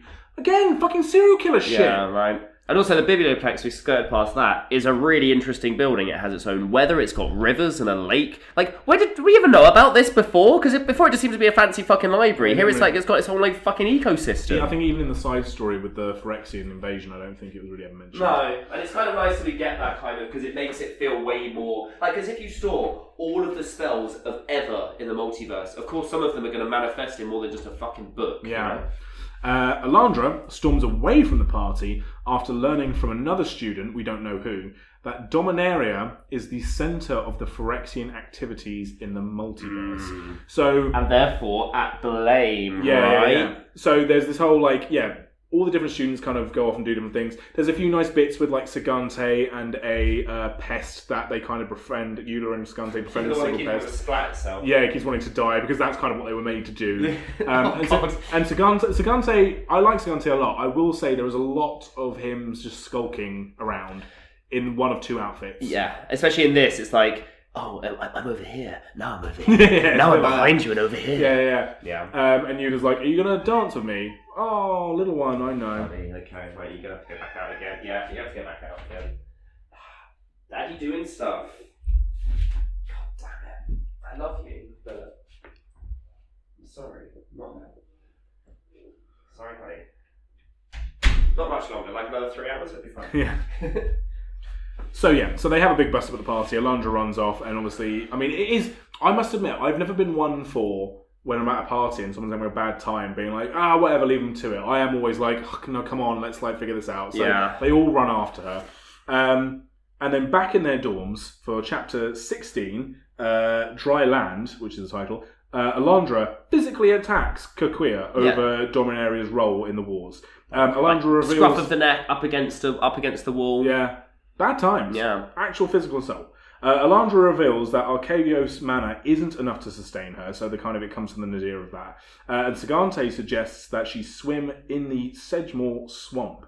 But before long, the group is again attacked by masked students. After the fight, Liliana Vess arrives and demands an explanation. Yeah. That is a very super redux, of what's happened. So they start basically complaining and arguing about you're the reason for the invasion, it all came from you, and then there's Kevin being like, look, I have no control, I was affected just as much as anyone else was. And then Eula's then like, well, what's happening, Landra? Why are you acting like this? She's like, I'm just so frustrated. I'm so like, blah, blah, blah, I can't survive like this. Yeah. And it kind of like it's basically as much as we do find out later, she was antagonized to have this reaction about the invasion, specifically towards Kekria. The real what's it called? The trigger, as it were, for her to be so upset is because she has been wilting essentially over the course, and it's mentioned a few times. And it's funny because Julie goes, "I can't believe I never noticed it." I'm like, your point of view mentions it multiple times. Yeah, well, yeah, I think it's the kind of thing of like, if you notice your friend's getting a little bit withdrawn, you don't actually realise that it's like maybe something quite serious. Yeah, and I guess with a merfolk, you don't know what a merfolk depressed or mana starved will look like, so you don't know to think that without asking the question or having the person being willing to talk about it. Kaquia is fairly chill about the whole thing. Jamira is a funny detail where Jamira like literally just lifts Alandra off of Kaquia with like one cow paw. Like it's very just like, fuck this, and just like lifts her off. But again, not aggressive. Leave my roommate alone. There's the line where she goes, if I let you go, are you going to attack Kaquia again? And Alandra just goes, no. So they will go after the Sedgemoor. The Sedgemoor, unlike the Prismari Lake, is like super rich in mana. It's because it's a swamp, right? And they come across a bunch of students who are all wearing the same black and white mask that the supposed Killian is not Killian. They really like masks on Strixhaven, don't they? Yeah, they do. And basically, as a group, they have a magic battle, which as they keep going, it's like they had an unsanctioned duel. Yeah, you attacked them. But snitches get stitches. Man. Yeah, sure, yeah. No, it was a duel. Yeah. There's this whole thing about there being crocodiles in the Sedgemoor as well. Yeah, they're like the very least of your problems is the crocodiles. They talk about what they called. Oh, they're called something like crodons or something. It's like, do you mean crocodiles? Like, that's what they call them on your plane. I think that's right. Yeah. Which again, is like whatever. It's like the thing from Lorwyn where I was like, oh, it's called the Hachlachen, and you're like, oh, you mean the Phyrexian Wall? Yes, I do mean. It's like fucking don't. Why do you have a different word then? Why are we doing this? Psychic paper. Yeah. And then the magic does heal Alandra, which is like, oh, at least fuck for that. Then Arves comes up, busts up the fight. Yeah. This is the also, Alandra's like super fucking powerful. We haven't really mentioned it. Like she causes the party to like get a downpour to happen across the. Oh my god, Cat, you're not dying. Chill. But she causes like a downpour during the party, and then as soon as she's in the mana-rich area, like she kind of single-handedly can almost like keep everyone else at bay. And it's almost going like, hey, I could have really, really, really hurt them. I didn't. Yeah. This is the bit where we get the vines that Jamira makes that she keeps like rebaking with her heat magic, because that she forges things. Yeah, right? So basically the mud can turn to clay, which can then be moulded into something else. Yeah, which is cool. Nice. Chapter 16, Academic Guidance. Vess patches them up in her office and gives them some advice, although the group isn't exactly truthful about the fight itself. Yeah, it's always that, we're not going to tell you everything that happened. Yeah, you might be able to solve all our problems. Yeah. Interlude 3, POV, Sagante. Sagante deals with harassment in a botany class, and Dina helps him eavesdrop on a plot to harm a member of the group. So it's actually a very simple story, this one. He shrugs off some abuse that he's getting in his botany class. Yeah, don't give them the satisfaction kind of thing. Which is kind of cool. Yeah, fair. And then Dina calls him over to a corner of the room. They're in like this little amphitheatre. And it's that trick you get in some structural buildings where if you go to a corner of the room, you can hear a whisper from the other side. Yeah, because of the acoustics. And Dina sort of like gives him a knowing like, I'm telling you to sit here and let me patch you up, please. Because he gets like stung by a plant that's like they're trying to poison him essentially, and he kind of shrugs it off with his own magic. What I like is he turns around and goes, "Yeah, little do they know that from some planes that might have killed me. It's not going to, but silly assholes." Yeah, I've trained myself to survive many assassination attempts because I have trauma. It's like little do these dickheads know, my family want to kill me. And he hears, basically, it's just a little setup, which the other interludes aren't really a setup for future plot points. They are their own like little mini Jamira's is. Well, I guess. This one's very explicit, though, because it's like, Sagante hears, like, some students go, and we're going to grab her and throw her in the pit. Curious again, but surely if Sagante can hear it, then Dina must be able to hear it as well, and then Dina just goes, nah, it sounds like a you problem. Off you go. See you later. There's another reason why I was like, God, it's very much like, it doesn't feel very secretive, all these really, really bad things that are happening, and they're about to get significantly worse. But it's funny that it still feels so detached from like, but we still can't tell anyone and no one can do anything. It's like, surely at a certain point there's got to be a faculty member that actually has oversight over the students, and actually has some compassion.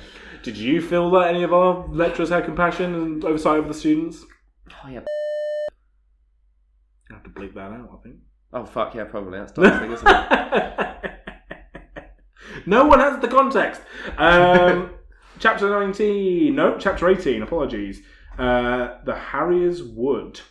Eula is invited to the Harrier's Wood by their attackers under the promise that she won't be harmed. We just want to talk, we promise. Yeah. That's pretty much what happens here. Yep, and you're going to tell a bunch of people that can tell you not to go alone, and each time you're like, I'm not going to go alone, silly. Fingers crossed behind their back. She fucking goes alone. Yeah, it's exactly that. She's such a twat in this moment, I'm not going to lie. It's called the Harrier's Wood because that's where the mage hunters, which were those bug... Weird, like, Tezzeret style, almost like, insecty horror things, used to chase after mage students through that wood. You just wouldn't go to that wood. What? Yeah, everything she hears going up to it is like, just makes it worse and worse, Yeah. They get harried, literally. Chapter 19, sneaking around. Eula meets the Arcadios Preservation Society, who are the group of students who have basically been fucking with them, which is kind of crazy. They want to blow up the Omen Paths with Eula's help. She, of course, refuses, and a fight ensues. Yeah, like, surely you should realise how bad it is for all these planes to be crossing, so you can just fuck off home and drop a bomb on your way out, please. That's literally their plan. They say that they found... They haven't even got the bombs ready yet. No, they're developing these magical bombs that they want to put in the Omen Paths that they think will collapse the structure of the Omen Path. And they're like, we want you to go back to your home plane, and as you're going through, drop one, and then we'll just keep enlisting people to do that. Yeah, we'll just pretend that you've disappeared in the Biblioplex or something, which apparently is something that happens and everyone's okay with. And their whole motivation is this whole border control thing, which is like, we don't know what cross-contaminants of your diseases, your pets, your food, your cultures in many ways. Like, we don't hate you. We just think that this is too much, too quick, and everything. Without proper regulation, who knows what could go wrong? Which is like it's not unreasonable. You and I are from the south of England, and like we're kind of London orbital, and we've lived in London now for like almost 2 decades. You and I. It is one of the most multicultural cities on the planet. I don't give a fuck what New Yorkers say. Sorry, New York. Like, and by and large, despite what some recent protesters might think, it has worked as a multicultural experiment. Yeah. Like it's almost like it's a necessity to have a functioning, to have a well-functioning metropolitan city, is to have the different cultures blend into each other. And it's kind of wild because you sort of go, yeah, fair enough, there should be more regulation. And there is one of Kasmina's things is about like, well, Kamigawa, Ravnica, New Capenna have all just seen the money and gone for it. Yeah, how can we tax things? How can we put levies on things? But the reaction of these like well-meaning people to be like, well, let's just bomb it. And you're like, what the fuck, man? It's almost like they're really smart up to the point of where they think blowing it up is the right idea. Yeah. You know? Like, it's like, you've got really cool foresight, and they decided to be blind for the solution. Yeah, it's crazy. And then, so the fight ensues where it's like, Eula runs back through the Harrier's Wood, literally being harried by all these students, and like she's using her shield magic to do shit. Oh, thank you. And they're using all their magics after her, and she's like on her fucking last legs, which is kind of cool. Chapter 20, Eternity. Eula wakes up after being caught by the group inside an omen path. She is close to death. Yeah, she's really struggling to breathe.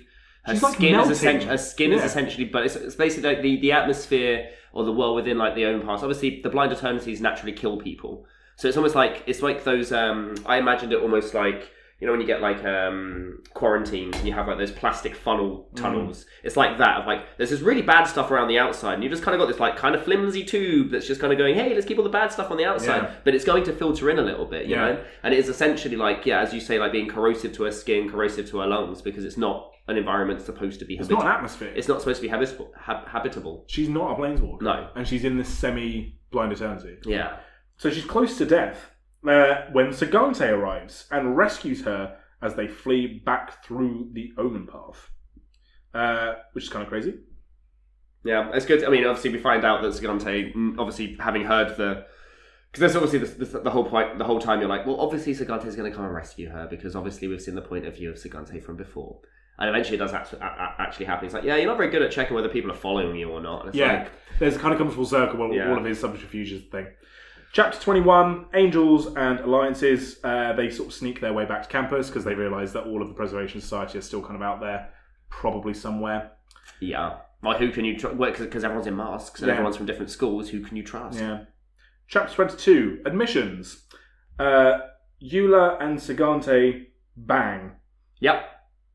Oh, there's a full-on sex scene. Sagante has a nipple piercing. There's a full-on, in a Magic the Gathering book, there is a full-on fuck scene. Yeah, it turns out that some things happen the same way across all planes. I was giggity blown away. And like, so what so was Eula. I honestly couldn't believe it. And do you know what? I am not usually a sucker, again, as I said, for like Spielbergian kids on bike stories. At least of all when they do like the kind of like, oh my god, my first kiss. I absolutely... It is not it for you then. Well, I really fucking loved this chapter. I fully get... I've never read a smutty fantasy book. I've never read like a 50 Shades of Grey or fairy porn, whatever the fuck it is. Oh yeah, I look at Tony. I get it. I totally get it. Yeah.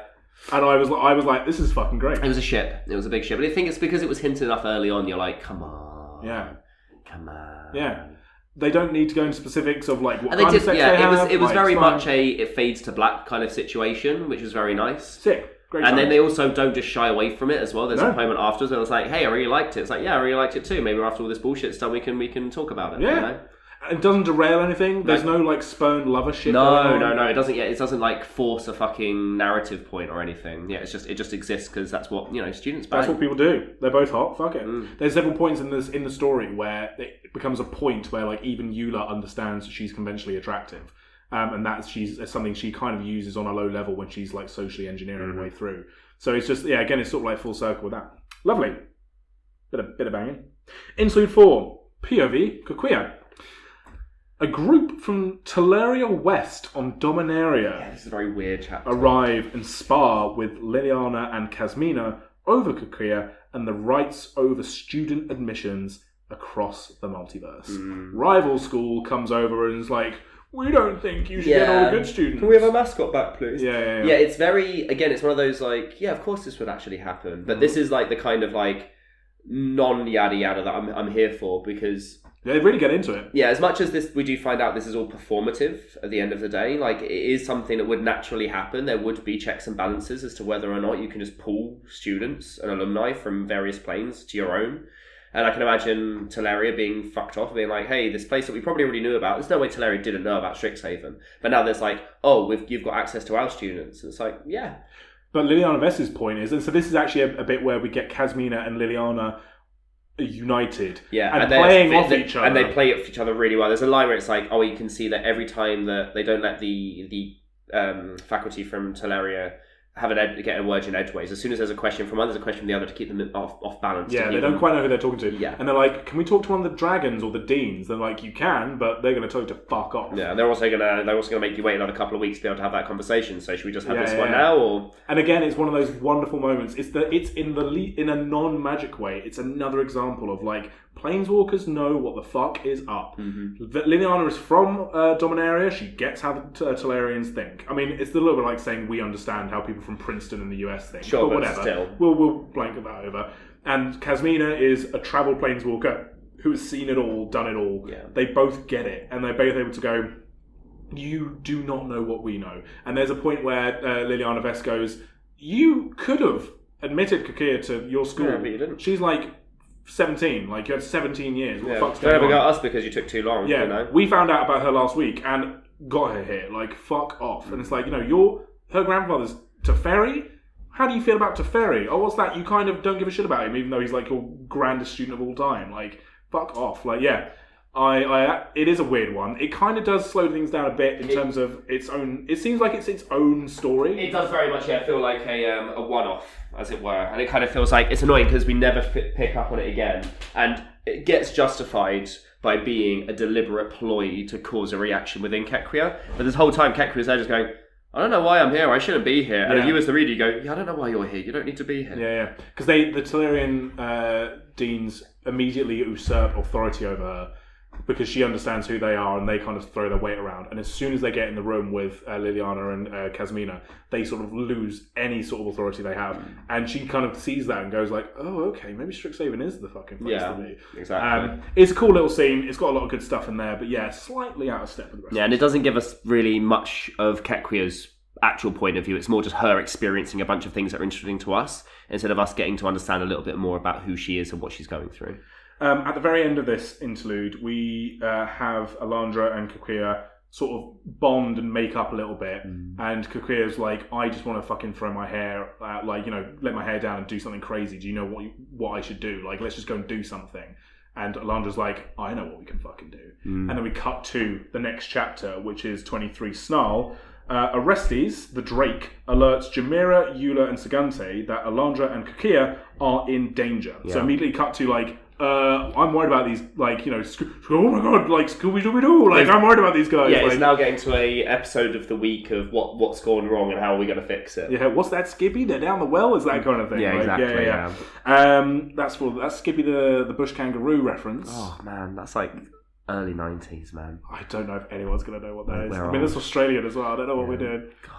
Anyway. The fact they trained a kangaroo, the older I get, the more I'm like, that was ballsy. Kangaroos are dangerous. They're big, they're dangerous. Jamira's magic leads them to the Fury Gale. So Jamira's got this like probability magic where she's like, they probably... Yeah, I can kind of tell what they would normally do if in this normal situation. They use it twice in the book. And I think it's a wicked concept, and it would have been better if they'd used it 3 times and one of those times didn't work. Yeah. Because it's probability. Yeah.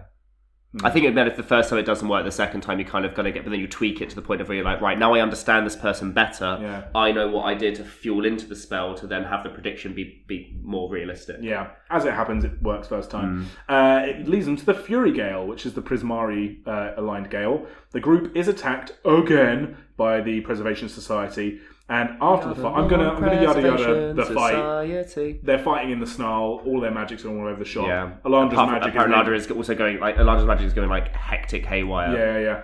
After the fight, Liliana finds them as well as Kasmina. And I can't read my writing. What happens in this chapter? What did you just say? After the fight, yeah. Vess finds them as well as Kasmina's owls. There we go. So Liliana Vess turns up and is like, stop fighting. Yeah. And then also why are you having another unsanctioned duel? Yeah, in the Surely Fury there's Gale. something going on here, right? Mm-hmm. Please? Like, I'm not a fucking idiot. Yeah. I will poison you if you don't tell me. Yeah, I'm Liliana fucking Vess. Just let me in. Yeah, I'm so bored. Please let me in. I literally almost destroyed the multiverse, right? Can you fucking... Yeah. There's nothing you've done that could be worse than that. Just let me know. I've shagged 4 demons. Don't think that's how that works. That's how witches are made, right? Anyway, whatever. There is a nice detail in this chapter where it's like the further they get through the pathway that the Fury Gale kind of envelops, you see lots of different signs of being like, turn back. Yeah. Seriously, guys, really shouldn't be here. Yeah, like, and the last one's like, I hope you enjoyed being you. Because it's like, what, from here on I'm not going to be? And it's like, yeah. Prismari's a fucked up school. Yeah. Also, like, again, another thing of like, yeah, it's fine. There's just this active snarl where they just feed every failed experiment. Yeah. Just into it. It's basically like it's like a magical recycling bin, but the recycling bin is a thresher. Yeah. And it's just saw blades spinning in random directions. Yeah. It's just a chemical waste pit, but for magic. Yeah, okay. 24. Trials and Trusts. Liliana Vess warns the group not to fully trust Kasmina, as she is told of the anti-Omen Path threats. They finally come clean to Liliana, and she goes, yeah, obviously Kasmina's up to something, so deal with that. Yeah, go make talk to her. Yeah, because she even has a moment being like, look, the owls, right? Because throughout the whole thing, there's always like, there's an owl here, there's an owl there. Like, it's not very subtle. Like, Kasmina is actively spying on them. Yeah, I don't think she doesn't want to be subtle. And then she's even like, yeah, of course I'm looking out. And it's not even like, of course I'm looking out for you. No, you're not. Of course I'm checking in on you and seeing how things are going. Because it doesn't feel like there's any safety from it, right? It feels insidious. 25 alliances. We're on the home stretch now. These chapters, a lot happens, but it is quite pacey now from here to the end. 25 alliances. Eula is asleep and dreams as Kasmina visits her inside her dream. Eula is shown that each student has secrets, including Jamira. So Kasmina kind of reveals like, no, this isn't like a dream. We're in like this liminal space where I am talking to you. It's blue magic shit. Like, Kasmina is just the ultimate blue mage, where it's like transmogrify. Yeah, so she can do she can do polymorph magic, and then also she can scry into people's dreams. Yeah. It's just blue. She's just blue. Yeah, she creates like a mindscape place, but it's not really manipulation, it's more like a presentation. And she shows Eula sort of like tableaus of all the other students, and we sort of find out that all of the students have been doing basically what she's been doing. So I think, is it Kikuya? Kikuya's been cheating. Yeah, so Kikuya's essentially been doctoring her grades because even though she's getting like high B's and A's, that's still not good enough. She needs to be absolutely perfect. But she does it in such a way that she literally comes out of the room like covered with ink on her fingers. Yeah, because she's literally manipulating grades. And both Alandra and Sagante are also in their own way either stealing books wholesale like Sagante, or stealing the information within them. Or stealing the information, which is then just doing exactly what Eula's doing. Yeah.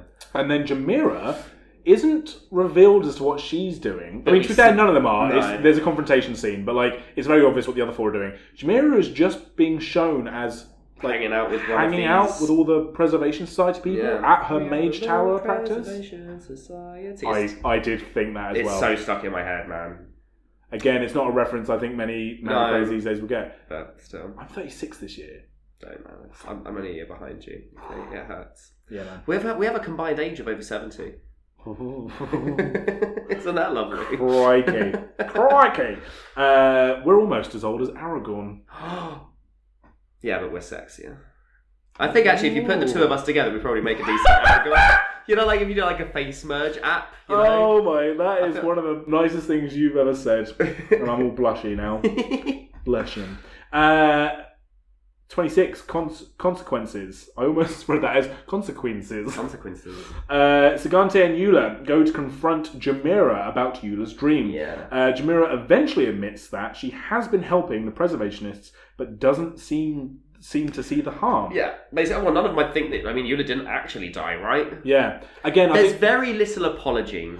But I think. I mean, look, I don't want to say it's like neurodivergence because I think that's too easy. I think, however, there is now maybe a scope for characters in fantasy who have like again, to make it Marvel, Drax the Destroyer. Sure, yeah. And I think there is emotional dissonance to or things. just different emotional bandwidths to be like, and also not. I mean, it's hilarious because of like social confusions, but like it's not like they are lesser for it. It's just like they have a different. It's a trait. Yeah. And it's funny because the whole story does make all of these things feel like, hey, it's no biggie. Like because they're not telling any of the teachers and no one's really having a go at them. It just feels like, hey, all these really bad things, like you nearly die, but hey, it's not that bad though, right? I think it is also revealed as well that Jamira has what she sees as completely honourable intentions because she doesn't believe that beings should be able to transfer across the planes for their own good because of how like bad everything can happen and all that kind of stuff. So I think there is that aspect to it.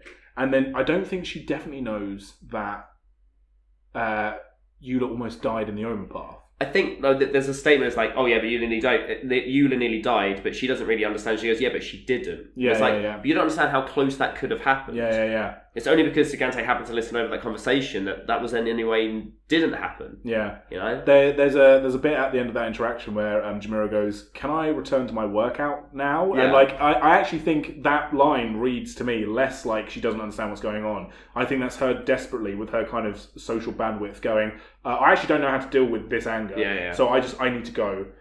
Please let me go. Like, let me get out of this. I think there's a couple of moments where it really shows like she has to like really choose between an emotion to settle on, whether she has to like take the higher ground of like admitting the problem, but that would then delve too deep into the real things, or just to go like, oh, I'm just going to get angry. It's like, yeah, but it's not even that big a deal. Fuck off, whatever. Yeah, exactly. Yeah. Then she can't have the emotional vulnerability. Yeah.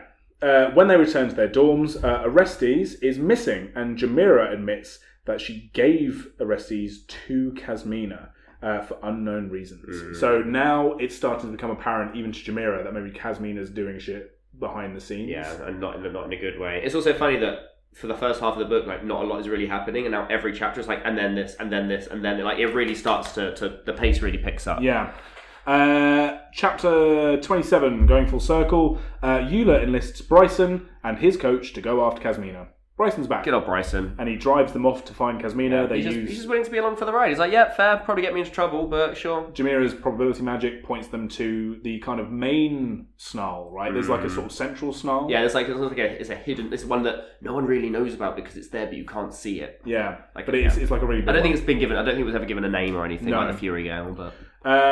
28. Inside the snarl. The group find Kasmina inside the original snarl where she reveals her master plan. So after all these years, Andy, of wondering who this woman is, what she's up to, what her plans were, we finally get some answers, right? There seems to be two plans. It's all very confused. The first plan, this is maybe where some of the plotting falls down. Sorry, Seanan. The first plan of hers was to steal their embers. Yeah, she essentially wants to use... So the idea is across this whole year, all these things that have been happening, microaggressions and aggravations and everything, is to put them into a state of distress that will trigger their sparks to ignite. And then she has this idea that she would be able to piggyback that ignition to reignite her own. That's the second plan as far as I saw it. I think her original idea... was to actually just take them. Was to like...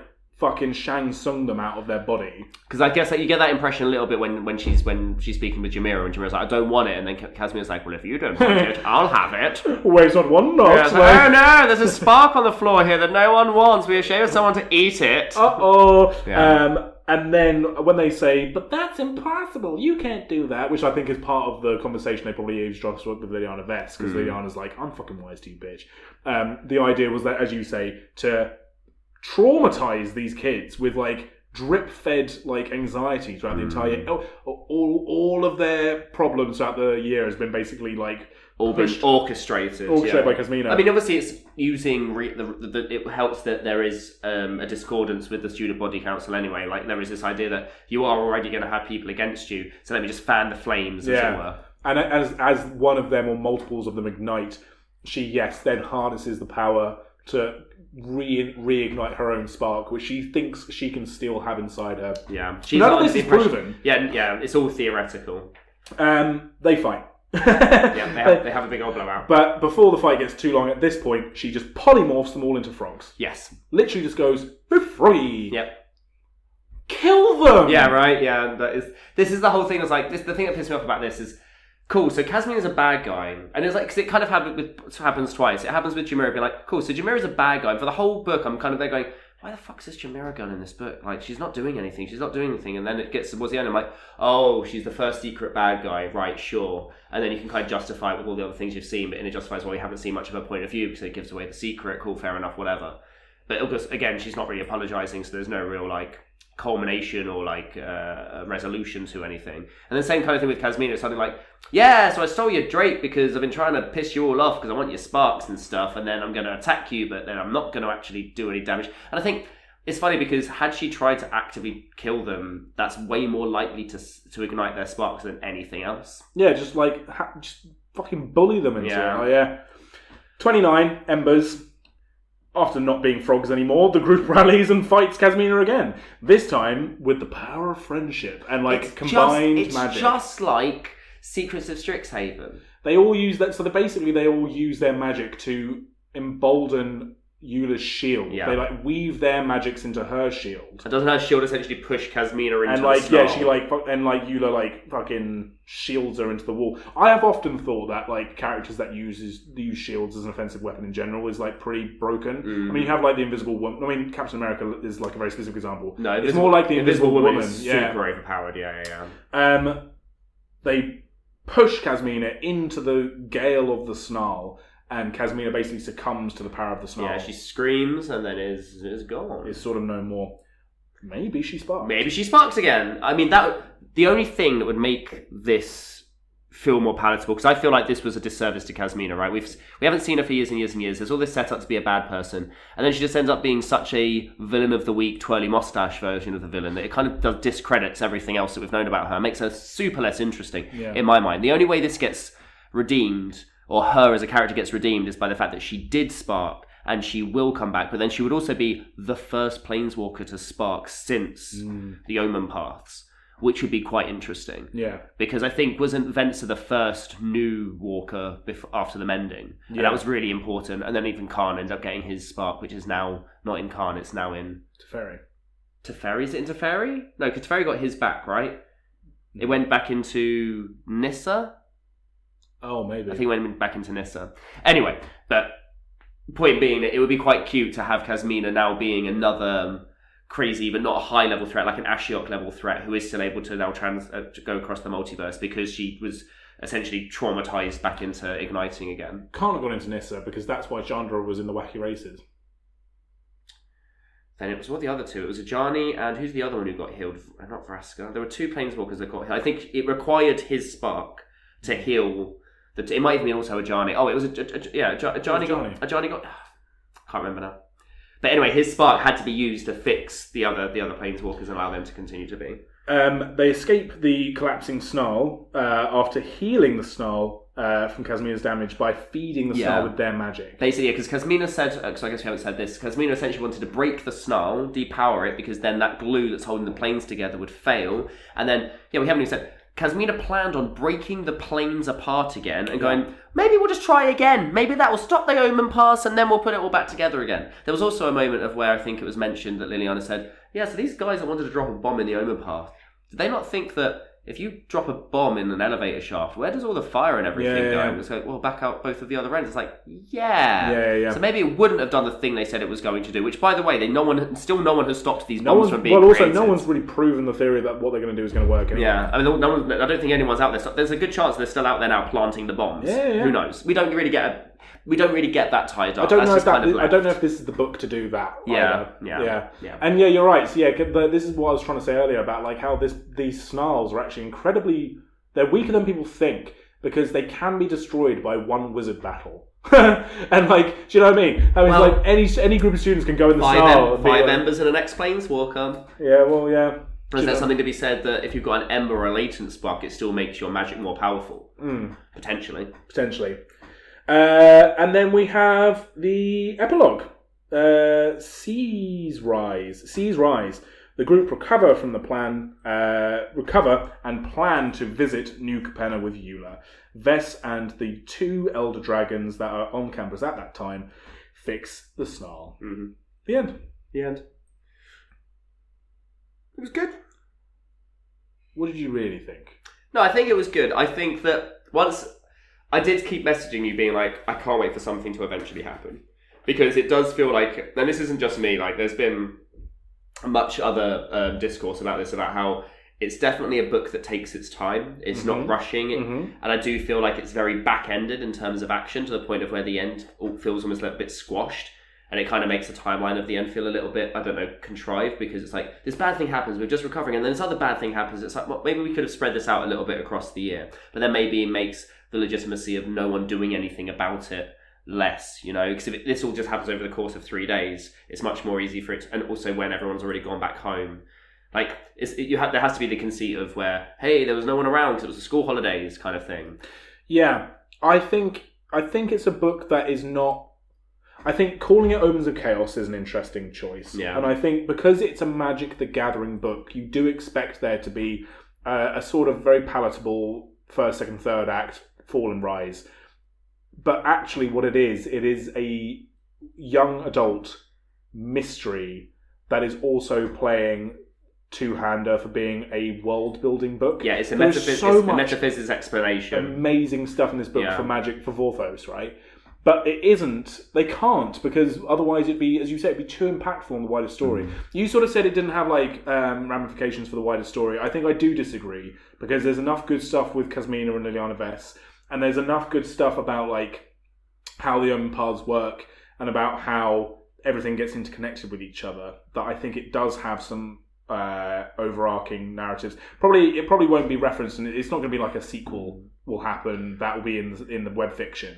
But I think what we'll do is we'll find out things in the web fiction that will make contextual sense based on what they give us in this book. Yeah, I'm curious, because they did mention Kasmina once in the Secrets of Strixhaven, right? And I think it was just something like, oh, and of course that thing that happened with Kasmina. Like, is it widely known that Kasmina's like dead and gone, or that just? It must be, yeah. I can't imagine the students would have been told like, hey, NDA this, you're not allowed to say what happened.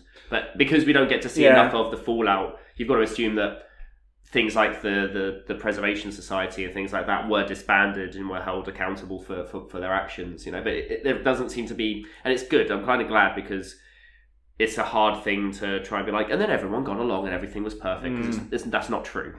So all of these things that are kind of left open is fine, because that would be something that would take months, maybe years to eventually reconcile.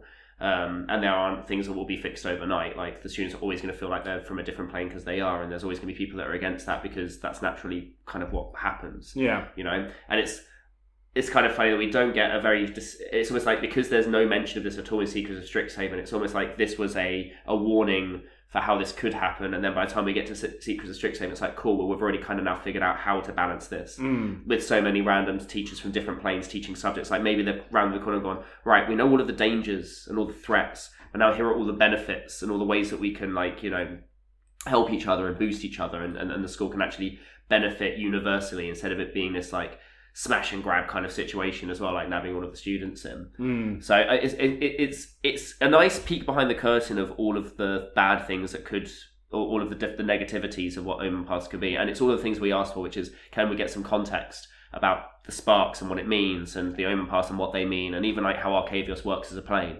Like, it ticks a load of boxes like that. It's just the package that it's wrapped up in, being a young adult drama, is like, cool, fine. But because the first half of the book is predominantly that, it's kind of like, yeah, I kind of want to push through all of that and get to the meat and bones. But then by the time you get to the meat and the bones, the narrative starts having to kick up again more. And then I feel like it's not. I didn't not enjoy the story. I just felt like it felt like it was doing two things, as you say, two things at the same time, and it suffered for having to overlap those two things together. Yeah, it's interesting. I mean, this is clearly a story as well written by a very invested Magic fan, which Sean Mcguire is. Like, they play Magic the Gathering, and so there's clearly lots of stuff there which they kind of, I think they wanted to see and they wanted answers for, and they wanted to kind of explore a lot more. I mean, a lot of even just little turns of phrase where they talk about Eula's going to wear the black and white until she can add blue when she goes back home. It's like, that's fucking cool. It's very cool. It's just a nice way to describe, even just the livery, the art direction of Magic cards when you're dealing with 5 tribes in every single, fucking set. They have to be distinguished by the colours they wear a lot of the time. It's just such a nice little nod to that.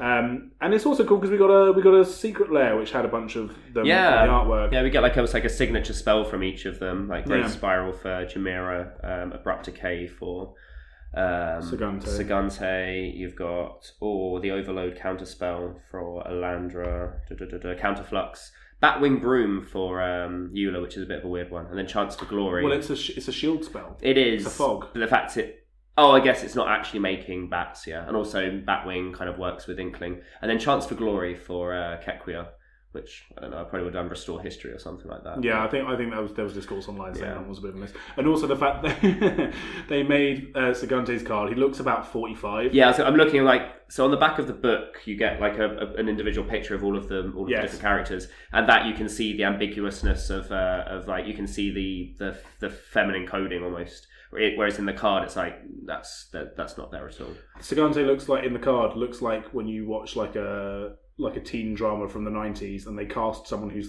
36 to play an 18-year-old. Who is it that plays Angel? It's like that kind of situation. You know, it's of course, the Buffy the Vampire. Yeah, she's supposed to be 17. I'm like, she's 30. Do I have any ancillary things? So a couple of things that Kasmina's organisation apparently has been running for centuries. There's another kind of story beat that kind of had to just kind of get swept away because it undermines her current. I guess there might have been a push from WotC to be right, you need this person to fit this role, and I imagine Shorty probably looked and went, okay, well, the only way to do that is to ignore all of the other things that we kind of maybe knew about her. I kind of feel like they didn't know what to do with Kasmina. You already have Jace. What's she doing? Yeah.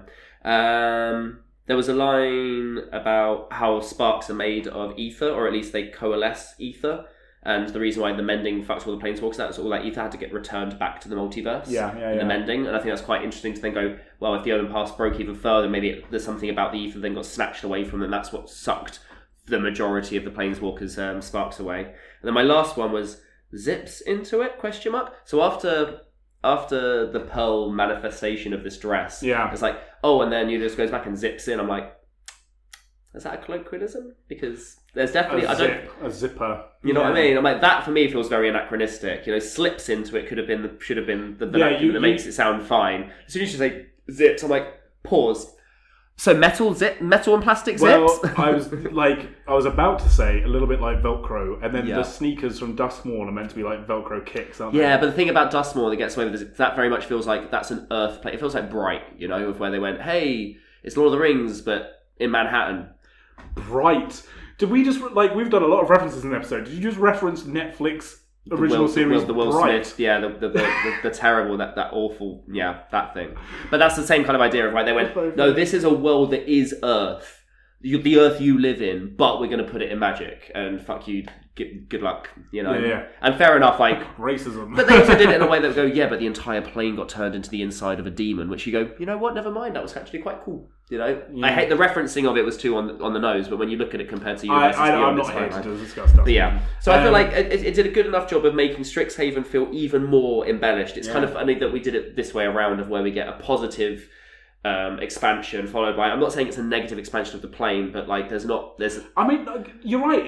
There's not a lot of positivity in this. It feels like discrimination is like, yeah, it's a real thing that we have to tackle all the time. We did talk about it in the OG Strixhaven with some of the story beats there about them being modelled after like Ivy League elitists. Well, this is where they got into trouble with Killian and their dad, right? Because it sit too close to home of having overbearing parents, and they made a specific point in Killian's side story for Secrets for them to make up, and at the end it's like, you know what, son, I've always actually loved you. It's like, thanks, Dad, I knew that we'd get over this. Yeah. You know, and it's kind of like, yeah, by the way, we fixed it. And yet we're back to a similar level of like really close to home discrimination. Yeah. Like it's nice to have heavy subject matter be able to be expressed through this game. It's just sometimes there are casualties for it. And someone like Kasmina, who could have not been tied into the story, and it could have been someone else potentially. Maybe, again, it might have ruined her character. Maybe we'll see her again in the future, and it's just a stepping stone on her grand scheme of of things. I kind of feel like, and like this, I don't mean this as a diss to Seanan. Like, I'd imagine, like, if they ever listen to this podcast, which I doubt they would, and I say the next thing I'm about to say, and they went, "Oh, that's not what I was doing at all." I kind of feel like, you know, when we talk about the story episodes where it's like Tangles or the Witherbloom.